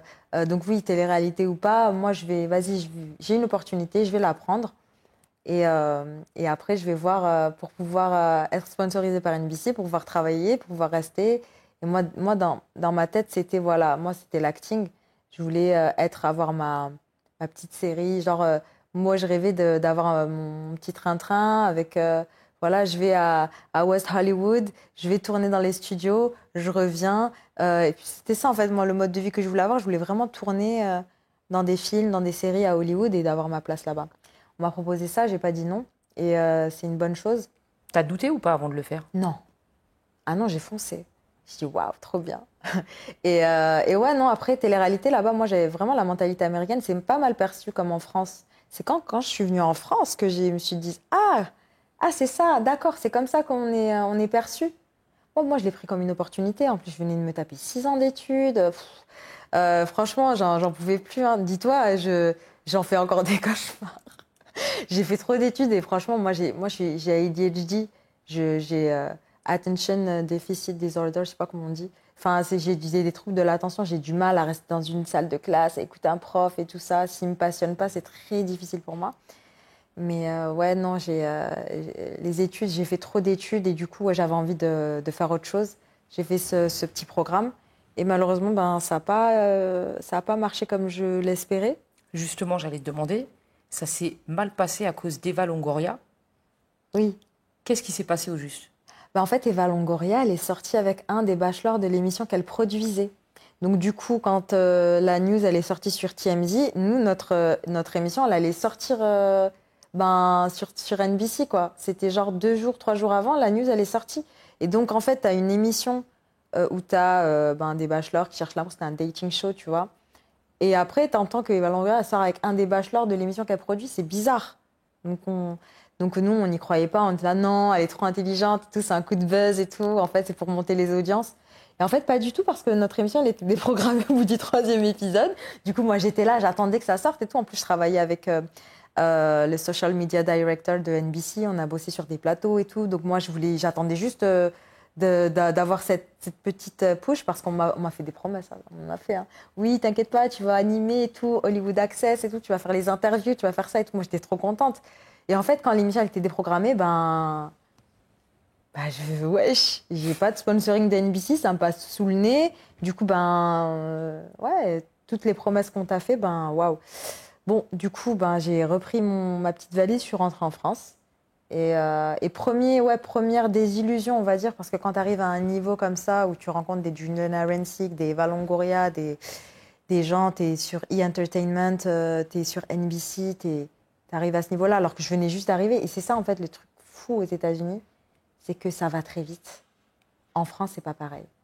Et en France, et je suis beaucoup plus marketable aux États-Unis qu'en France. En France, on va vouloir me mettre dans une boîte, ouais, elle est comme ci, comme ça, c'est la bimbo. Alors qu'aux États-Unis, non, she's the French exotic girl with the French accent and she has something to say. Tu vois, ils sont là, ils sont tout excités par mon personnage parce que voilà, j'ai cet accent français, je suis un petit peu différente. Donc je vais avoir une petite valeur ajoutée. En France... Il y a des rumeurs qui disent que Eva Longoria s'est sentie menacée. Ah bon? Non. Par rapport à toi? Non, c'est pas senti... Non, je pense pas. Je pense pas du tout. Franchement, je pense pas, mais je sais qu'elle n'était pas très agréable avec moi. Pourquoi? Je sais pas. Je sais pas, je l'ai été pas... Enfin, tu le sens, tu sais, quand tu parles, quand tu interagis avec des gens. Ouais, je pense qu'elle m'aimait pas. Surtout qu'à la base, toi, t'étais quand même fan, entre guillemets, quoi. Tu Ah ouais, l'aimais j'étais beaucoup. trop fan d'elle. Ouais. Mais même maintenant, hein, j'adore. Bah, j'aime son personnage dans Desperate Housewives, j'adore cette série. Du coup, ouais, première désillusion. Quand tu rencontres une personne que tu mets sur un piédestal et que cette personne-là, elle te le rend pas, bah après tu te dis, ah ouais, ok, bon, elle est pas. Ouais. Mais ouais, c'est vrai que, je sais pas, je pense pas qu'elle ait été menacée par moi, mais c'est juste. On entend souvent ce genre de truc, une espèce de compétition entre les femmes. Hmm.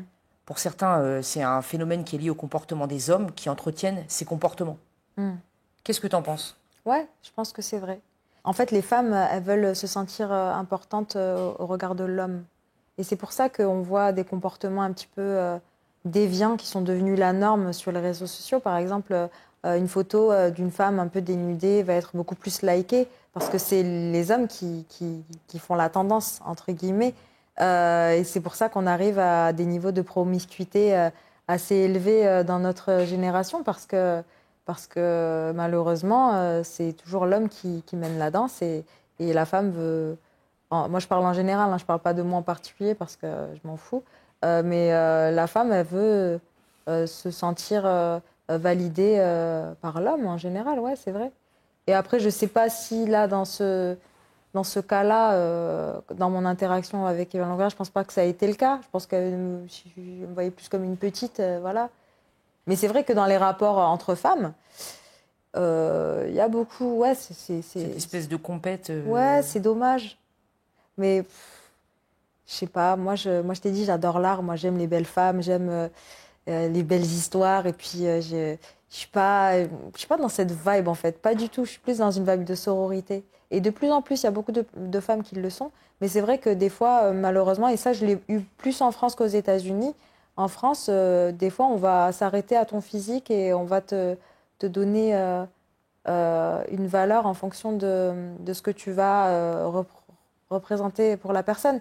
Mais moi, il y a une citation qui dit What you see in me is a reflection of you. Si tu vois des choses négatives en moi, c'est une réflexion de toi. Parce que moi, tu ne me connais pas. Tu vois ce que je veux te dire? C'est tes propres insécurités que tu vas projeter Mhm. sur moi, en Ouais, fait, tout à fait. avec ta préconception de ma personne, alors que tu ne me connais pas. Comment tu peux amener un jugement juste parce que j'ai des chaussures, des talons, ou j'ai une coupe de cheveux, ou je sais pas pourquoi. Et moi, la première, hein. Je te ça. dis la vérité, hein. Ah ouais? Bien sûr. De base, en fait, je vais me dire non, mais elle est comme ça, vas-y, regarde, l'autre, elle est comme ci, comme ça. Mais en fait, quand je rencontre les personnes, je me dis oh là, je suis vraiment une teubée. Tu vois, Ouais. d'avoir pensé ci, d'avoir pensé ça. Mais on est tous préconçus, en fait. J'ai l'impression, hein. On a des a priori en se disant ah, elle parle comme ça, comme une Kaira. Donc, en fait, elle est comme ci, tu vois. Et tu penses que ça vient d'où, ça, du coup? Je sais pas. On est peut-être conditionné depuis qu'on est petit, hein. Tu Quelle sais, personne dans ta famille, par exemple, a ce genre de personne, pensée? Non? justement, personne. Ah ouais, ok. Mais je pense que c'est l'entourage. D'accord, ouais. Par Peut-être exemple, aussi. je prends mon cas quand j'étais plus jeune. Nous, on s'habillait pas sexy, on mettait plutôt des survêtements. Moi, j'ai fait du rap, tu vois. Ouais. Donc pour moi, les nanas qui étaient justement en bimbo, je les calculais même pas. Pour moi, c'est des gens, des teubés, tu vois. Mais c'est moi qui suis bête de penser comme ça, Ouais. puisque je juge Oui, ces sans personnes, tu vois. connaître, c'est vrai. Mais après, quand tu t'intéresses aux gens, quand tu Exactement, fais ce travail, justement, toi qui fais des interviews, et là, tu apprends à connaître les gens, bien sûr. c'est juste en parlant aux gens, en communiquant, qu'on se rend compte qu'on est dans le faux. La plupart du temps, ouais, c'est ça. Voilà, c'est ça. Et ça renvoie un petit peu. Tu sais, souvent, on parle de racisme. On dit, ah, l'autre, il est raciste, l'autre, il est ci, l'autre, il est ça. Ce qui est vrai, hein. Mais c'est en fait, c'est un manque de connaissances. C'est de C'est de l'ignorance. l'ignorance, ouais, Parce c'est qu'ils ça. connaissent pas, en fait, les personnes. Donc, c'est un peu la même chose. Bon, on va pas partir dans des trucs Ouais, c'est ça, non, mais je philosophiques. suis d'accord avec toi. Tu as tout à fait raison. C'est vrai. Alors, dans un interview, j'ai vu que tu disais, j'ouvre les guillemets, j'ai connu une Nabila très rigolote et positive, mais je ne sais pas ce qui lui est arrivé. Est-ce que tu penses que le succès change les gens ou qu'il révèle simplement leur réelle personnalité? Ça date, hein, ce truc, non? Ah, c'est une super question, ça. Je fais toujours des super questions. Non, elle est bien, ta question, parce qu'en fait, je pense que les deux sont justes. liés? Ouais, je pense que les deux sont justes. Le succès, ça peut changer les gens parce qu'en fait, la plupart du temps, et surtout quand on a un succès très jeune, tu vois, quand on n'est pas encore. Parce qu'on ne pense pas pareil quand on a 20 ans et quand on a 30 ans. Quand on a un succès très jeune, qu'on a accès à des choses qu'on pense qu'on n'aura jamais accès, ça peut vite nous monter à la tête. Tu vois ce que je veux dire? on se sent tout de suite supérieur, peut-être. Et on n'a pas la maturité non plus. Et on n'a pas la maturité d'encaisser, de relativiser, en fait, sur les choses. Et ça révèle notre moi intérieur, je pense, tu vois. Là, les choses, on se permet des choses qu'on ne se serait peut-être pas permis en temps normal. Et ouais, je pense que les deux sont vrais, ouais. Ouais. Dans tous les cas, on change dans notre vie. Tu m'aurais interviewé il y a 20 ans, j'aurais pas eu le même discours que j'ai maintenant. Et c'est normal de changer. On évolue tous. Et parfois, nos chemins se séparent, peut-être ils se rejoignent à un certain moment, tu vois. On est en constante évolution et c'est la vie, c'est comme ça. Certaines personnes, donc comme on parlait des a priori, des clichés, des idées préconçues qu'on peut avoir comme moi envers certaines personnes, donc certaines personnes ont dû s'arrêter à ta plastique sans chercher à aller plus loin. Alors qu'en regardant ton parcours, d'ailleurs moi j'ai fouiné un petit peu partout, j'étais hyper étonnée, j'ai dit ah ouais, elle a un vrai parcours, tu vois, tu as étudié pendant de nombreuses années, que ce soit en France ou aux États-Unis. Est-ce que le fait que certaines personnes te réduisent à ton physique, c'est quelque chose dont tu as souffert ? Ah oui, j'en ai souffert, oui, beaucoup. Je comprenais pas comment on pouvait me juger sans me connaître. Aujourd'hui, c'est plus le cas, j'en ai plus rien à foutre. Je te le dis très honnêtement. Je veux pas me définir dans le regard d'une personne qui ne me connaît pas et qui va me juger. Comme je te disais tout à l'heure, la plupart du temps, c'est des gens qui vont projeter leurs propres insécurités sur toi. C'est ça, la plupart du temps, c'est les gens qui ne s'acceptent pas eux-mêmes, qui n'acceptent pas que toi, tu évolues dans un certain... Voilà, que tu rayonnes, ça les dérange, en fait, ces gens-là, c'est qu'ils ont un profond mépris d'eux-mêmes. J'ai travaillé pendant 1 an pour Public, tu sais, le magazine People. Et je travaillais dans la version web de Public.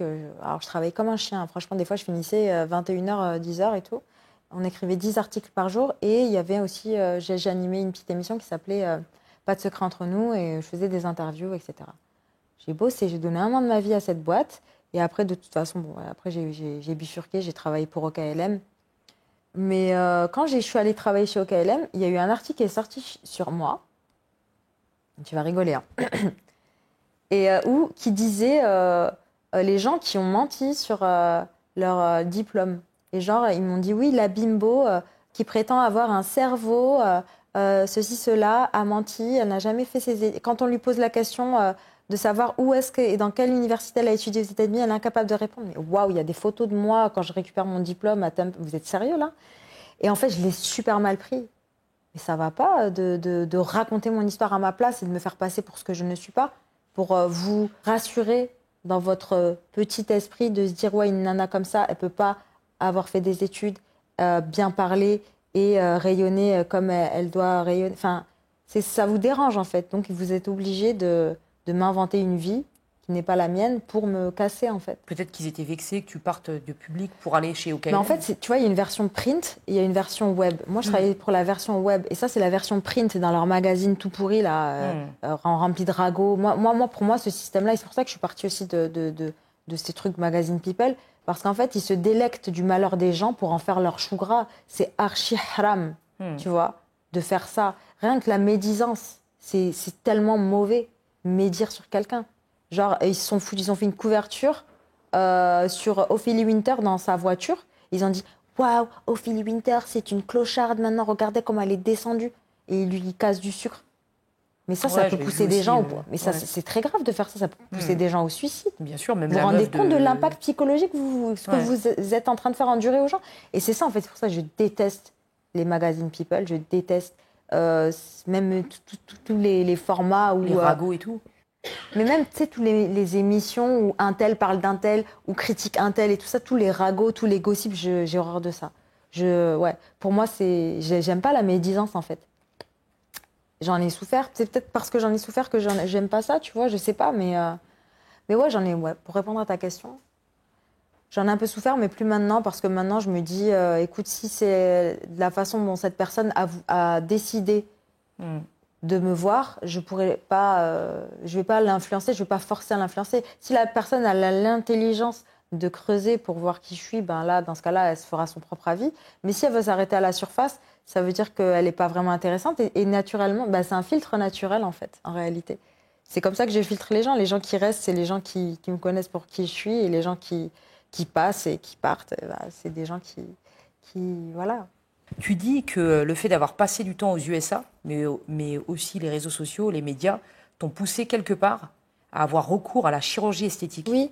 C'est ce que toi, t'as ressenti? Je pense qu'on a tous été un peu influencés. Enfin, dans tout ce qu'on fait dans la vie, on a été influencés. J'ai eu un rapport avec mon corps depuis que je suis petite, très compliqué, tu vois. Quand à l'adolescence, la puberté, après j'ai pris du poids. Quand mon père est mort, j'ai pris beaucoup de poids. Et après, j'ai fait un peu le yo-yo et tout ça. J'ai toujours eu un rapport avec mon corps assez spécial. Et quand j'ai grandi et que je me suis rendu compte que quand on avait un physique je veux dire, attirant, on était peut-être un peu plus accepté. Et je me suis rendu compte que la beauté, c'est un capital, tu vois. C'est un capital au même titre que, voilà, on va avoir plus de facilité. Ils appellent ça le beauty privilège, mais on peut en souffrir aussi. Il y a un revers de la médaille, tu vois. Je le regrette pas. C'était des petits trucs, des petits façonnements. Tu vois, par exemple, voilà, j'étais très complexée par ma poitrine. Et maintenant, je regrette. Tu vois ce que je veux dire? Tu vois, il y a 10 ans, j'ai fait une augmentation mammaire, mais maintenant, je le regrette parce que je me dis, voilà, j'avais pas besoin d'autant et tout.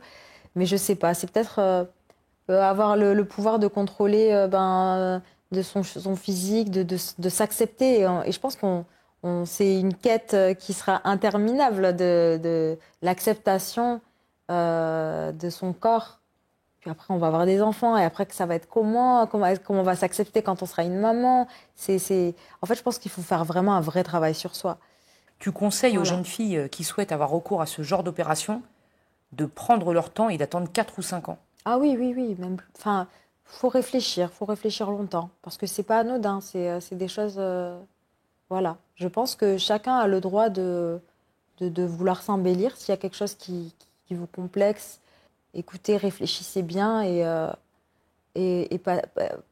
faites ce que vous voulez, en fait. Tant que ça ne nuit pas à vos proches ou je sais pas, tu vois. Et que tant que vous avez la santé pour le faire aussi, je veux pas inciter les gens à ça, hein, non. Si vous arrivez à vous accepter tel que vous êtes, mais si ça cause un problème intérieur, un mal-être avec lequel vous n'arrivez pas à avancer, mais il faut le faire avec les bonnes personnes, des bons professionnels. Il faut réfléchir, il Oui, faut c'est voir sûr. plusieurs personnes, Ouais. avoir plusieurs avis, tu vois. Et pas aller dans une chambre. Non. J'ai Non, lu et puis parce qu'il y en a qui, tu vois, qui vont privilégier des tarifs bas. Moi, je préfère pour vous que vous économisiez pendant des années et avoir la bonne personne qui a l'expérience et qui a la capacité de vous offrir le meilleur résultat, plutôt que d'aller quelque part, voilà. Et on va vous rater parce que votre corps, vous en avez qu'un. Hein. Vous êtes toute votre vie avec. Hein. Tu penses que tu t'es précipitée, toi, un peu trop? Oui, pour ma poitrine, oui. Ouais. Clairement. Mais clairement. T'avais quel âge? J'avais 25 ans. J'avais 25 ans. Il y a 10 ans, ouais, et on m'a raté. Ah ouais? Ah oui, là, ça se voit pas parce que je suis habillée. Je mets tout le temps, je mets jamais. Tu regardes mes photos je mets jamais des grands décolletés parce que j'ai une grosse cicatrice là. On m'a raté. J'ai eu des complications. Ah ouais, c'est pour ça que je dis maintenant réfléchissez. Quitte à voilà, je regrette pas parce que c'est le parcours de vie que j'ai emprunté. Ça m'a permis aussi de sensibiliser certaines personnes à ce niveau-là. Donc voilà, il faut un brouillon. Ben là, c'était moi le brouillon. Du coup, je vous dis, faites attention. Ouais, parce que, ouais. Comment ça s'est passé justement toute la partie post-opération? En fait, ce qui s'est passé, c'est que quand je me suis réveillée, j'avais des points là qui ne devaient pas être là. Et je vois qu'en fait, le chirurgien m'avait ouvert à ce niveau-là. Et du coup, j'ai demandé à voir le chirurgien. Il n'était même pas sur place. C'est un de ses confrères qui est venu qui ne savait pas expliquer pourquoi j'avais des points. Quand je suis rentrée en France, parce que je me suis fait opérer en Tunisie, quand je suis rentrée, le point a sauté. Du coup, j'avais un trou ici. Pendant 1 mois, c'était la galère. J'allais dans les hôpitaux à Paris, on me disait oui, mais vous avez fait ça à l'étranger, nous on peut pas vous reprendre, faut demander au chirurgien qui vous a opéré. Moi on m'a proposé des trucs de fou. On m'a dit dans ce cas-là on vous enlève la prothèse que vous avez ici et on vous laisse ça pendant 1 an, le temps que ça cicatrise, après on vous en remettra une. Donc en gros je vis avec un sein et enfin c'était pas possible. Du coup, je les ai harcelés. Là, et j'ai dû retourner pour qu'ils me referment là. Et du coup, j'ai une grosse cicatrice. Ouais, c'était horrible. C'était un enfer. Ouais.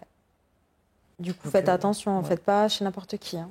Mon visage, j'ai jamais touché à mon visage. C'est juste mon corps. Voilà, j'ai grossi, j'ai maigri, j'ai grossi. J'avais des seins. Enfin, mes seins, ils étaient, tu vois, ils étaient vides. C'était deux petites, deux petites poches des deux petites gants de toilette vides, tu vois. Donc du coup, j'étais très complexée et tout ça, ma poitrine, etc.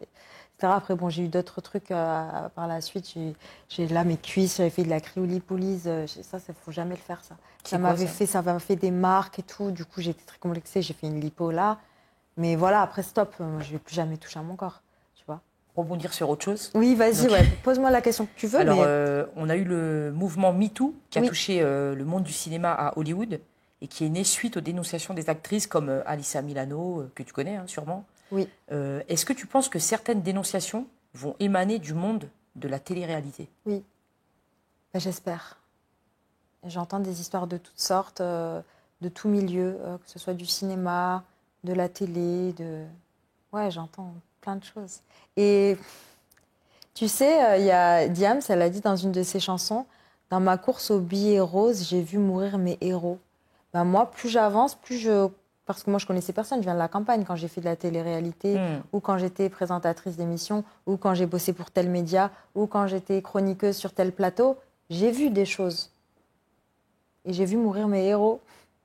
Parce que franchement, quand tu respectes une personne et que tu te rends compte de la façon dont il traite ses employés ou les femmes qui gravitent autour de lui, tu te dis waouh, waouh, j'aurais jamais pensé ça.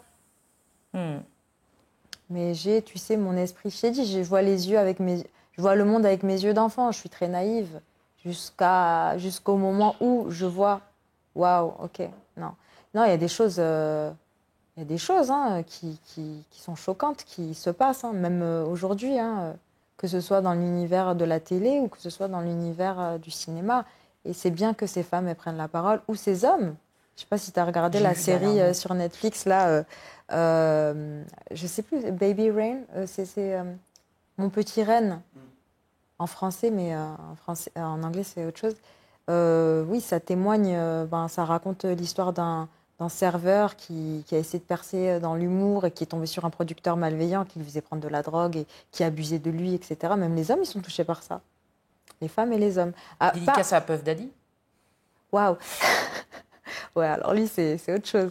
Mais tu sais, à partir du moment où il y a un rapport de force, où il y a une situation dominant-dominé, où parfois la personne, tu vas tellement l'admirer et l'idolâtrer que tu vas aller dans son sens, et il y en a qui profitent de cette situation parce qu'il y en a qui sont des vrais prédateurs. Tu vois ce que je veux dire? Ouais, le pouvoir voilà. qui domine, quoi. Exactement. C'est quoi, toi, le truc le plus border auquel tu as assisté en participant à ce type d'émission? Bon, je vais pas dire les noms. J'ai passé le casting pour une émission pour TPMP, je crois que c'était en 2018. Ils m'avaient reçu pour que je fasse le casting et tout. Et je savais qu'ils n'allaient pas me prendre parce que je voyais des regards, je voyais des messes basses qui se passaient, qu'on me montrait. Tu vois, bon, je m'en fous, je travaille. Franchement, j'ai jamais forcément voulu participer à cette émission, mais j'ai été sollicitée, et pas plus tard qu'il y a quelques mois, on m'a encore sollicitée pour que j'intervienne sur les plateaux et tout. Mais en fait, c'était dans les loges. Il y avait un collègue à moi qui travaillait chez OKLM, qui s'appelle Mehdi, que tout le monde connaît, je pense aussi. Mehdi, je le retrouve, lui, il était sur une autre émission qui s'appelait Balance ton poste, et il rencontre un des gars de H2O, je ne vais pas dire son nom, et donc que j'avais déjà croisé. Et moi, j'arrive, je vais voir Mehdi, je dis, ça va, Mehdi et tout, ouais. Il me dit, ah, tu connais telle personne? Tiens, telle personne, tu connais Siam? Il dit, ah, oui, Siam, je la connais bien, on a déjà baisé ensemble plein de fois. Je l'ai regardé comme ça, j'ai regardé Mehdi, j'ai été choquée. Je l'ai regardé comme ça, mais je l'ai toisé d'une façon avec un mépris tellement franc et tellement direct. Et je suis partie, mais genre en mode, je l'ai regardé comme ça, et je suis partie, tu vois, du style, wesh, il veut quoi ce vieux-là, à me parler comme si j'étais sa pote d'aventure, à me manquer de respect comme ça, il est fou. En fait, j'ai compris que ça, c'était un test pour savoir si, est-ce que elle, on va pouvoir faire d'elle ce qu'on veut ou pas, parce qu'on sait très bien dans le business, on sait très bien que voilà, Hein, si je suis là où je suis aujourd'hui, c'est parce que j'ai jamais baisé, hein, je te le dis. Hein. Sinon, je serais peut-être sur des plateaux, sur des machins, et j'aurais pas été heureuse parce que regarde ces personnes-là, les nanas qui sont sur ces plateaux, qui sont un petit peu sous l'emprise de leur Pygmalion, de leur petit gourou. Est-ce qu'elles sont heureuses? Je pense pas. Hein. Non. Moi, au moins, je fais mes choses, c'est moi qui fais mes productions. Il n'y a personne qui me dit qu'est-ce que je vais faire ou quoi. Et je préfère cette condition. J'ai une liberté éditoriale et je prône les valeurs que j'ai envie de prôner. Mais dans ces milieux-là, waouh, ouais, j'ai entendu des histoires. Les gens, je pense qu'en fait, si tu veux, on a tous une quête et on a une sphère morale, tu vois. C'est-à-dire, qu'est-ce qui va rester dans cette sphère qui va pouvoir me permettre d'arriver à ma quête. Il y a des gens, ils vont avoir des dilemmes moraux au cours de leur vie. Est-ce que je vais faire ça ou ça? Est-ce que je vais accepter ce poste mais ce patron-là, il a cru en moi, il a investi en moi, etc. Mais est-ce que je vais le trahir et aller accepter le poste chez le concurrent parce que je suis mieux payée? Et après, tu vois, on aura tous des dilemmes moraux dans notre vie. Et il y a des personnes qui font des choix, qui vont les mettre là, mais par contre, ça va aller à l'encontre de leur moralité. Et je pense que dans ce milieu-là, il y a beaucoup de femmes qui malheureusement ont fait ce choix-là et qui le vivent mal, mais qui sont à un niveau maintenant auquel elles n'auraient peut-être pas été si elles auraient refusé ce choix. Mais que ce soit des femmes ou des hommes, hein, dans le cinéma c'est pareil, dans tous les milieux c'est pareil. Et c'est ça qui me pousse à vouloir faire mes propres projets. Tu vois, moi, j'aimerais réaliser des films, j'aimerais apporter ma petite pierre à l'édifice et faire les choses que j'aime sans pour autant être contrôlée ou instrumentalisée par un système qui ne prône pas les mêmes valeurs que les miennes. Tu vois ce que je veux dire? Et c'est une force. On a d'un côté la société et notamment les réseaux sociaux qui participent à une hypersexualisation des jeunes filles dès leur plus jeune âge. Ouais. Et de l'autre, des femmes qui se battent pour pouvoir porter leur voile et travailler. Pour toi, est-ce qu'on peut encore réduire la femme à la façon dont elle s'habille? À quel moment on va foutre la paix aux femmes, en fait? Laisser les femmes s'habiller comme elles le souhaitent. Voilà. Et on ne va pas juger une femme parce qu'elle porte le voile ou parce qu'elle est en mini-jupe. J'aimerais qu'on laisse tranquille les femmes. Tu en as pensé quoi de tout Oh, mon ce Dieu. qu'on disait tout à l'heure de Gabriel Attal par rapport à la polémique sur les abayas? Comment tu l'as vécu, toi? Oh, je l'ai mal vécu. Franchement.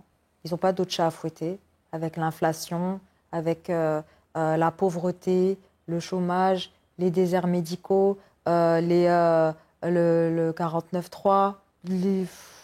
Non, mais c'est un truc de fou. Ils n'ont pas d'autre chat à fouetter. Il faut qu'ils aillent. En fait, c'est ça. En fait, j'ai l'impression que c'est pointer du doigt un problème qui n'en est pas un. En fait, faire une loi anti-abaya. Mais vous avez que ça à foutre, en fait. Il n'y a pas d'autres problèmes plus importants. Et puis en plus, c'était au même moment, je crois, où il y avait vraiment l'inflation, tu sais, tout le monde faisait la queue sur les pompes à essence et tout ça, parce que les prix étaient exorbitants et tout. Je crois que c'était à cette période-là. Mais ils n'avaient rien d'autre à foutre, quoi. Ah non, mais c'est... Voilà, c'est toujours le narratif que l'on subit, la stigmatisation des musulmans en France pour pouvoir encore mieux diviser la société et alimenter la haine et la peur dans l'esprit des Français. Si Meilleur Habib, il t'appelle, tu Habib, discutes avec lui ou pas? Ouais, franchement, ouais. Il est fou. Il est, pour moi, c'est un fou psychopathe qui est trop dans les extrêmes. Mais je te jure que je parle avec lui. Pour essayer de comprendre et pour essayer de voir si il peut arrêter d'être imperméable à cette idée de vivre ensemble et de paix. Enfin, je veux dire, c'est Meilleur Habib, il doit avoir des enfants, non? Il doit aimer ses enfants. Est-ce qu'il aimerait qu'on fasse à ses enfants ce qu'on fait à des familles palestiniennes? Je pense pas. Je sais qu'il aime Netanyahou, ça j'en suis sûre. Oui, ouais, ça me surprend pas. Ses enfants, je sais pas. Parce que c'est la quête commune qu'il partage. Donc la quête commune va lui mettre des œillères sur, tu vois, lui il voit la finalité, il voit pas forcément tous les dégâts que ça... Voilà, je pense qu'ils sont vraiment aliénés. Ils sont tellement dans leur idéologie que ça en fait des personnes complètement aliénées et avec qui on a du mal à converser. Tu vois ce que je veux dire? Et c'est triste, c'est dommage. Et je leur souhaite de trouver la paix dans leur esprit, je leur souhaite de trouver la raison. Parce que à long terme, enfin, c'est des gens qui vont mal finir. Être féministe en 2024, ça veut dire quoi? Être féministe, c'est aimer la femme. C'est vouloir que la femme s'émancipe, faire en sorte que la femme s'émancipe avec les mêmes droits, les mêmes conditions que les hommes. Faire en sorte qu'elle ait accès aux mêmes privilèges que les hommes. Faire en sorte qu'elle soit payée, qu'elle soit respectée au même titre qu'un homme. Ne pas oublier que l'homme et la femme se complètent. Pour moi, c'est ma propre définition. Et mon père était très féministe. Hein. Moi, mon père, il a eu que des filles, hein, donc en même temps, il n'avait pas le choix. Mais il nous a poussés, quoi. Il nous a dit, vous allez réussir, mes filles, vous pouvez travailler comme les hommes, vous pouvez accomplir tout ce que vous voulez. Il nous a jamais... Mon père, en fait, c'est comme ça. Moi, j'ai grandi, mon père, tu vois, il était vraiment dans l'émancipation, quoi. Il voulait que ses filles elles réussissent, qu'elles deviennent des femmes d'affaires, des avocates, des médecins, qu'elles soient importantes, qu'elles vivent de leur passion et quoi qu'elles fassent. Hein. Même si j'aurais dit à mon papa, oui, voilà, papa, je vais être chanteuse, il m'aurait soutenue. Il dit, en fait, tout est possible. Et voilà, faire en sorte que la femme s'émancipe dans sa vie sans être confrontée à des injustices qui ne devraient pas exister. Tu vois ce que je veux dire? Alors toi, tu dis que bon, t'es rebeu, hein, Oui. maghrébine, on va dire d'origine, Oui. et tu dis que ton père t'a poussé dans les études, Oui. ainsi que tes sœurs. Et il y a quelques semaines, j'ai entendu une dame qui est passée dans les médias qui a dit que les pères ne voulaient pas, quand les femmes, quand leurs filles faisaient des études, elles se prenaient pour des blanches. Alors toi, est-ce que tu as déjà entendu ça de la part de ton papa? Non, je n'ai jamais entendu ce genre de sornette. C'est une Iranienne hein, d'origine qui a dit ça. Hein. Bon, après, peut-être qu'elle elle a sa propre histoire, elle a sa propre conception et elle voit les choses à travers son spectre à elle. Ce que je peux comprendre, mais elle a fait de son histoire personnelle une généralité et elle l'a dit en national television à heure de grande écoute et ça a fait le buzz sur les réseaux sociaux. Sa réalité est très très loin de la mienne et le fait qu'elle dise que sa réalité est chose courante est complètement faux. Elle peut pas se permettre de dire ces choses-là, elle peut pas parler en notre nom, à nous, les femmes issues de la diversité, hein, qu'on soit maghrébine ou d'Afrique subsaharienne ou pakistanaise ou asiate, tu vois, parce que c'est vrai qu'on a une culture qui est assez ancrée dans notre... Voilà, c'est dans notre vie, on a des coutumes, on a des choses. Moi, j'ai grandi avec des valeurs de travail. Mon père, il m'a enseigné que si un jour je devais être médecin, en fait, justement, lui, il voulait nous pousser. Il voulait qu'on devienne des médecins, des avocates. Il nous aurait soutenus dans notre émancipation et l'accomplissement de nos souhaits professionnels ou artistiques. Il voulait juste que ses filles soient heureuses, qu'elles soient accomplies et qu'elles soient indépendantes. Et il nous a toujours dit ça. Il nous a toujours dit, mes filles, il faut que vous trouvez votre métier avant de trouver votre mari. Est-ce que tu penses que les émissions de télé-réalité, oui, les applications de rencontres et tout ça, ont tué notre rapport à l'amour? Non. Non, je pense que notre rapport à l'amour, il a évolué. Mais je pense pas que ce soit la cause des applis ou de la télé-réalité. C'est juste une nouvelle forme et il faut savoir se servir de ces outils pour avoir du discernement sur les gens. En fait, si je vois où tu veux en venir, mais c'est pas trop à cause de applications ou télé ou tu vois. Je pense qu'on est dans un monde, dans une société de consommation où les gens se consomment comme des biens en fait. C'est-à-dire qu'on se voit, on se consomme, on s'utilise et on se jette et de toute façon il y a un remplacement. On est dans l'ère des réseaux sociaux, on est tous ultra connectés. C'est-à-dire qu'on peut rencontrer une personne, c'est-à-dire une personne même connue, on peut lui parler sur Instagram, quoi. Enfin, à l'époque, c'était pas comme ça. C'est-à-dire, avant, il y avait les téléphones, on s'appelait, on s'écrivait des lettres, et donc c'était beaucoup plus compliqué. C'est pour ça que les relations, elles tenaient. Maintenant, quand tu es confronté à un panel de choix aussi large que, quand on a les applications de rencontres, les réseaux sociaux, etc., C'est infini. c'est vraiment si tu n'arrives pas à canaliser tes critères, pourquoi j'aime ma femme, pourquoi j'aime mon homme, pourquoi je suis avec cette personne, si tu n'arrives pas à avoir cette liste, cet amour pour cette personne, tout ça, ça veut dire que tu n'es pas prêt pour être en relation, en réalité. Mais je pense qu'on cherche tous, on a tous une quête de l'amour, et on idéalise un petit peu ça, c'est un petit peu à cause aussi de tout ce qui est fiction, roman, etc. On a un idéal et tout ça qui n'est pas forcément, c'est pas ça la réalité. Il y a toujours des problèmes. Les relations humaines, elles sont compliquées hein, dans tous les cas, mais je pense pas que ce soit à cause d'eux. Je pense qu'il faut savoir vivre avec son temps et avoir du discernement sur les gens. Pour toi, c'est quoi le grand amour? Le grand amour. Oh, je pense que l'amour, je sais pas, c'est dur comme question. Franchement, je Tu suis l'as déjà désolée. rencontré, le grand amour? Ah, est-ce que j'ai déjà rencontré Ouais. le grand amour? Je pense que ouais. Je pense que j'ai déjà été amoureuse. Le grand amour, je sais pas si ça. Je sais pas si j'ai rencontré le grand amour, mais en même temps, je suis déjà tombée amoureuse. C'est ça ta question? Est-ce que je suis déjà tombée amoureuse? Est-ce que tu as déjà rencontré le grand amour? Tu t'es dit, waouh. Alors peut-être que c'est actuellement. Lui, c'est l'amour de ma vie. Tu vois? Parce que moi, j'ai des. Par exemple, j'avais une amie qui est mariée, qui a des enfants, et qui a dit, c'est le père de mes enfants, enfin de mon enfant, en tout cas du dernier, mais je sais que c'est pas lui l'amour de ma vie. Ouais. Et j'ai laissé passer le grand amour. Mm. Tu vois? Après, c'est chaque. Tu vois, il y a des cas de figure différents, quoi. Et toi, est-ce que tu as déjà rencontré le grand amour? Je sais pas si j'ai rencontré le grand amour. Je pense qu'il est actuellement en orbite autour de cette planète et qu'il est en train de construire son jetpack pour atterrir et venir me rencontrer. Peut-être, je sais pas. Franchement, je ressens beaucoup d'amour. J'ai un grand cœur, on va dire. Et je peux éprouver de l'amour pour certaines personnes. Après, j'ai pas encore, je suis pas encore mariée, j'ai pas encore d'enfants.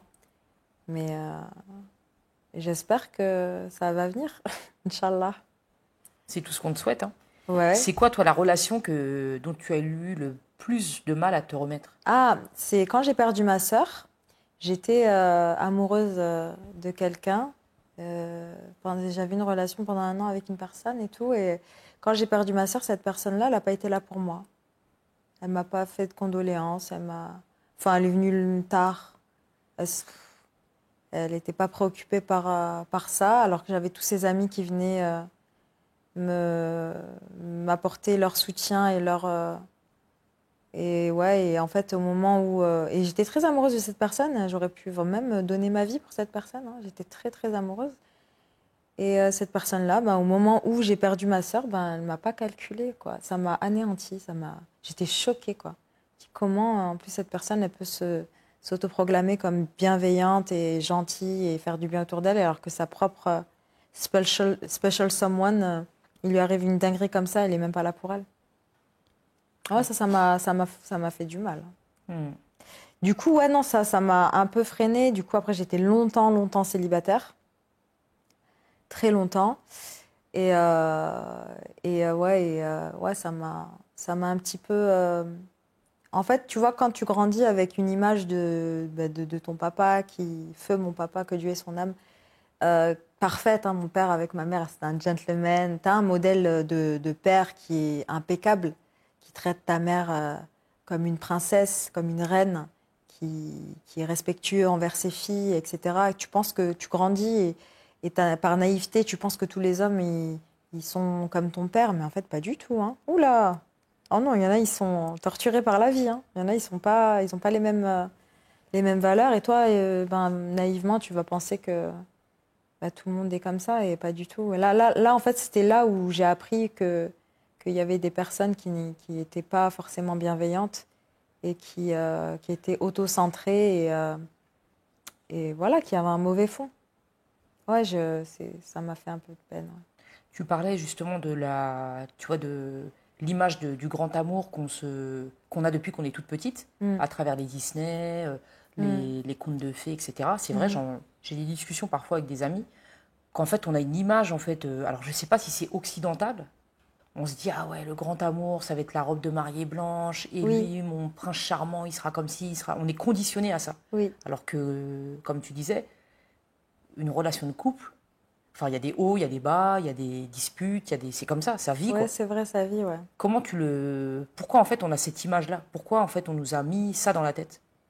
En fait, c'est la société qui a fait ça dès le plus jeune âge. On a appris aux femmes que le plus beau jour de leur vie, ça allait être leur mariage, et on a appris aux hommes que voilà, la productivité, un homme, il doit pas montrer ses émotions, il doit pas pleurer, il doit être comme ci, comme ça, il doit être dur. Voilà, c'est ça en fait, c'est dans le conditionnement des enfants, et je pense aussi dans la culture populaire, que ce soit à travers les dessins animés, à travers les films, le cinéma, etc.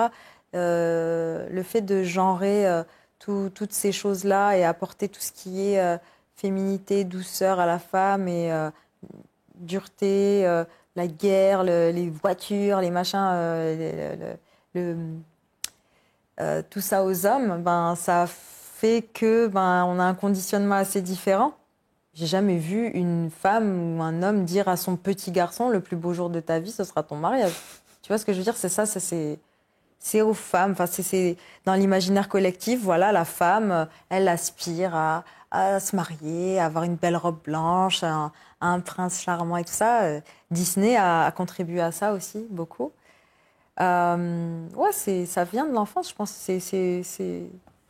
C'est dans nos mœurs. C'est comme ça. Après, c'est vrai que bon, moi aussi, j'ai grandi un petit peu avec cet idéal. Hein. Je suis comme toutes les filles, comme toutes les petites filles qui s'extasiaient devant des films. Moi, je suis un peu peut-être pas comme toutes les filles. Moi, je regardais. Moi, je m'identifiais beaucoup à Quasimodo dans Le Bossu de Notre-Dame. Je te jure, quand j'étais petite, ouais, de fou. En plus, je venais de perdre mon papa et je crois j'avais vu ce dessin animé aussi. Et ouais, parce que ouais, j'étais un petit peu hors du cadre, moi, tu vois. Je me sentais pas très bien dans ma peau. Et puis, mais c'est vrai que ouais, quand tu resitues les choses, on apprend ça aux filles et ça fait en sorte qu'on est dans une perpétuelle quête de validation de la gente masculine. Et c'est pas bon, ça. Tu parlais de ta sœur qui est décédée du diabète à 29 ans. Mhm. Comment vous avez fait avec toute la famille pour sortir de cette épreuve? Alors, on n'en sort pas réellement, tu vois, ça prend du temps. Quand j'ai perdu ma sœur, c'était la pire période de ma vie. C'était la pire période de ma vie. J'ai été traumatisée de voir ma mère perdre sa fille. J'ai été traumatisée de perdre ma sœur. C'était un truc auquel on ne s'attendait pas. On ne s'attend jamais à ce genre de choses. Même si elle était malade, on la voyait aller faire des allers-retours à l'hôpital et tout ça. On ne prenait pas vraiment conscience des choses parce qu'elle ne se plaignait jamais. Et là, bon, c'était une opération qui a mal tourné. Elle s'est réveillée de l'opération, puis en plus, elle m'avait envoyé un long message et je ne comprenais pas trop et tout. Et en fait, c'était peut-être un message d'adieu. Et je dis, mais non, mais t'inquiète pas, Sania, ça va aller et tout. Et elle se réveille, le lendemain, tout va bien, je l'ai au téléphone, ma mère, elle la veille et tout. Et après, toute la semaine, ça a été un enchaînement de péripéties qui ont fait que son état, il s'était détérioré. Ma mère qui m'appelle, elle me dit oui, elle est en réanimation, ses reins, ça va pas et tout ça, il marche plus, son cœur, il a du mal à pomper le sang, donc du coup, ils l'ont mis en réanimation. Moi, je partais à Toulouse, je rentrais chez moi pour donner un rein à ma sœur à la base. À la base, c'était ça ma mission. Je dis, elle est pas bien, vas-y, j'y vais, je vais donner mon rein. Moi, pour moi, c'était ça, c'était problème, solution, en fait. J'étais vraiment très factuelle, quoi. Enfin, elle a besoin de ça, j'y vais, sans hésitation. Je viens, J'arrive, on arrive à l'hôpital le matin, et en fait, au moment où on arrive, elle venait de décéder dans genre 5 minutes avant qu'on arrive, quoi. Donc moi, à la base, je viens pour voir ma sœur et on m'apprend son décès sur place, quoi.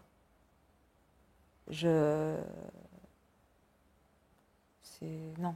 Ouais, tu comprends pas. Non, mais je hurle, je me roule par terre. Enfin, j'ai une réaction d'hystérique parce que c'était pas... non, t'as aucun contrôle sur ces choses-là. Comment tu veux ne pas devenir fou, quoi? Enfin, c'est horrible. Enfin, une personne que t'aimes, ton sang. Qui est jeune. Ma sœur qui est jeune, qui est belle, qui avait tellement de potentiel, tellement de choses à vivre qu'on lui... Ouais, moi, ça m'a traumatisée et je suis arrivée à un état de mal-être tellement profond. Je me souviens quand j'ai pris mon avion pour retourner à Paris, j'ai cette prise de conscience et là, j'ai senti un mal-être tellement profond que j'ai compris les gens qui mettaient fin à leur jour. Je suis tombée aussi bas que ça, tu vois. Je suis tombée tellement bas que je comprenais les gens qui se suicidaient, quoi. Mais j'étais tellement malheureuse, tellement triste. Et ça m'a anéantie, ça m'a vraiment foudroyée, quoi. Et voilà, et après tu avances avec ça, avec le temps, et tu apprends à vivre avec, tu n'as pas le choix. Et après, tu te rends compte que voilà, il faut continuer, et malgré tout, tu as des choses dans ta vie qui sont bénéfiques, qui t'arrivent, et des opportunités, et des choses qui font en sorte que tu deviens heureuse, tu fais des rencontres, tu apprécies, tu commences à retrouver le goût à la vie, et après tu dis waouh, je reviens de loin. Et il y a une phrase de François Cheng, qui est un illustre poète pour moi, qui est un écrivain, qui avait dit, il avait dit lors d'une interview que pour connaître la vraie joie, il faut passer par des expériences de vie traumatisantes. Faut avoir touché le fond pour comprendre c'est quoi la vraie joie, le vrai bonheur. Et moi, j'ai touché le fond à ce moment-là. J'ai vraiment touché le fond, j'ai vraiment compris. Et c'est pour ça que maintenant, je pleure pas pour des broutilles, tu vois. Je vais plus, d'ailleurs, j'ai plus tendance à pleurer de joie que pleurer de tristesse. Et j'arrive à reconnaître c'est quoi le vrai bonheur, c'est quoi la vraie joie, parce que j'ai connu le vrai malheur, le vrai traumatisme. Ouais. Et c'est pour ça que je supporte pas tu vois, quand on regarde sur les réseaux, tu sais, d'être dans cet état, de voir l'injustice, de voir des choses comme ça me ramène vraiment aux abysses, dans les abysses, quoi, du mauvais, du mal, quoi. C'est horrible. Ton père est arrivé en France avec 7,50 € en poche. Oui, c'est vrai. Il est finalement devenu docteur, ingénieur et prof de fac. Oui. C'est ça. Hein. C'est vrai. Tu penses que c'est une exception ou qu'ils sont beaucoup dans ce cas? Ah, ils sont beaucoup dans ce cas, attention. Il y a énormément de médecins, d'avocats, d'intellectuels d'origine maghrébine. Et ça, les gens, malheureusement, ils ne le savent pas parce que forcément, c'est pas ce qui est montré dans notre culture populaire à travers le cinéma, etc. Quand on a des rôles au cinéma, c'est toujours ouais, toi, tu vas faire la Kaira de quartier. Hein. Pouh, si tu savais. On a envie de nous représenter comme si on était des vauriens, comme dirait Wallen dans sa chanson. Il faut qu'on leur montre qu'on n'est pas des vauriens. Mais c'est vrai. Ils veulent nous représenter comme si on était ouais, on n'est pas capable de... C'est pour ça que quand on sort de la case, on ne sait pas où se situer. Tu vois, dans la télévision, moi, j'ai l'impression, bon, je ne sais plus si c'est trop le cas, mais malheureusement, oui, il faut trouver des gens qui pactisent, malheureusement. Hein. Ils vont mettre en avant certains types de profils qui ne sont pas forcément représentatifs de la norme des personnes issues de l'immigration, hein, que ce soit maghrébine, africaine ou asiatique, voilà. On va toujours nous mettre dans des boîtes, voilà. Et ouais, même il y avait un comédien asiatique qui avait dit la même chose, hein, qui disait oui, moi, on me propose toujours les mêmes rôles au cinéma, parce qu'en fait c'est comme ça, tu vois. Et c'est pour ça, d'où l'intérêt de nous produire nos contenus, nos films, nos émissions, tu vois, parce qu'on va pas laisser l'histoire être racontée à notre place. C'est très important. Non, il y a énormément d'intellectuels issus de l'immigration, que ce soit Maghreb ou Afrique. Beaucoup, beaucoup.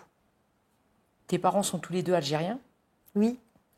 Est-ce que tu penses qu'on peut être clairement française tout en restant fière de ses origines?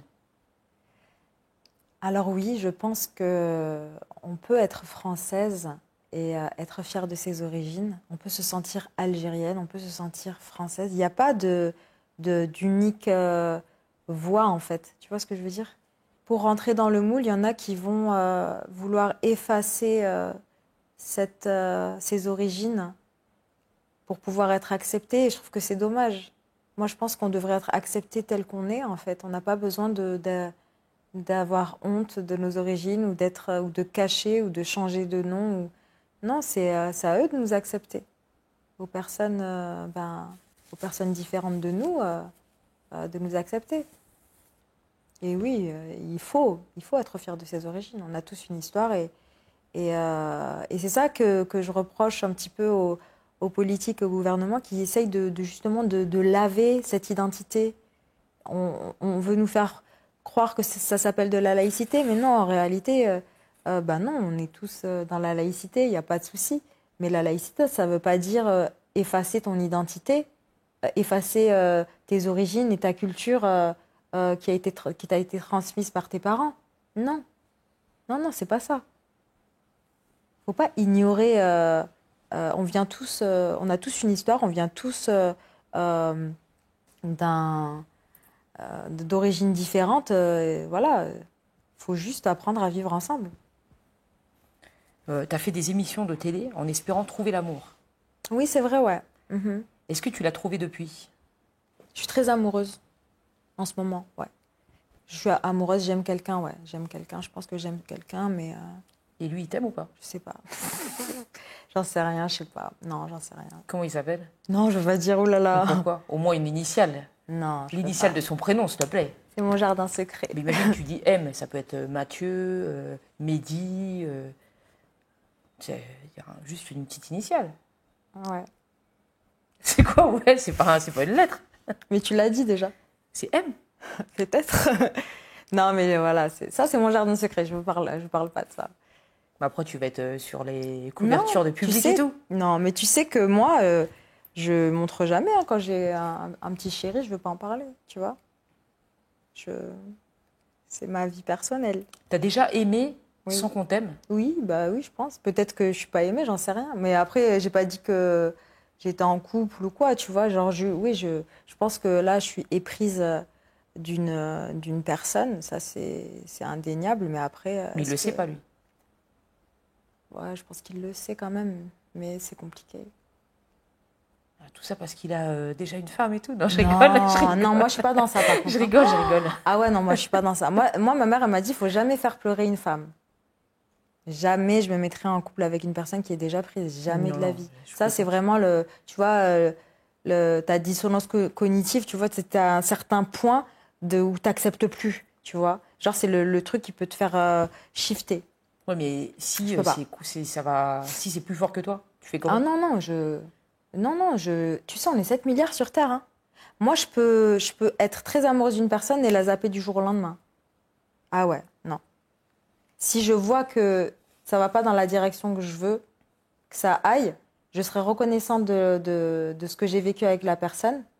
Je voudrais pas du mal à cette personne. Et la plupart du temps, je suis en très bon terme avec... en général, oui, j'ai quelques ex. Je suis en bon terme avec tout le monde. Je quitte les gens d'une bonne façon. Et je me fais quitter des fois. Ça arrive, hein. Mais sans aucun ressentiment. Je ressasse pas du noir. La seule personne à qui j'en ai voulu et à qui peut-être j'en voudrais toute ma vie, c'est la personne qui m'a lâchée quand ma sœur est décédée. Mais au-delà de ça, franchement, je passe outre. Ouais. T'as raison. Ouais. Puis je veux pas m'afficher. Si demain je me marie, tu verras jamais la tête de mon mari, quoi. Tu vois. Voilà. Est-ce qu'il y a une fille ou une femme que tu aimerais voir assise sur ce fauteuil? Prochainement, là, ici? Ouais, pour discuter, pour en t'en as déjà connaître plus reçu sur sa plein vie. que j'aime bien. Hein. Plein. On est 7 milliards, hein, comme tu dis. Enfin, ouais, 7, en la France, moitié. tu veux dire en France Ouais, que j'aimerais que tu reçoives dans ce fauteuil. Alors attends, je vais te dire. Ah, Rachida Dati, j'aimerais bien que tu la reçoives. Ouais. Tu l'aimes bien?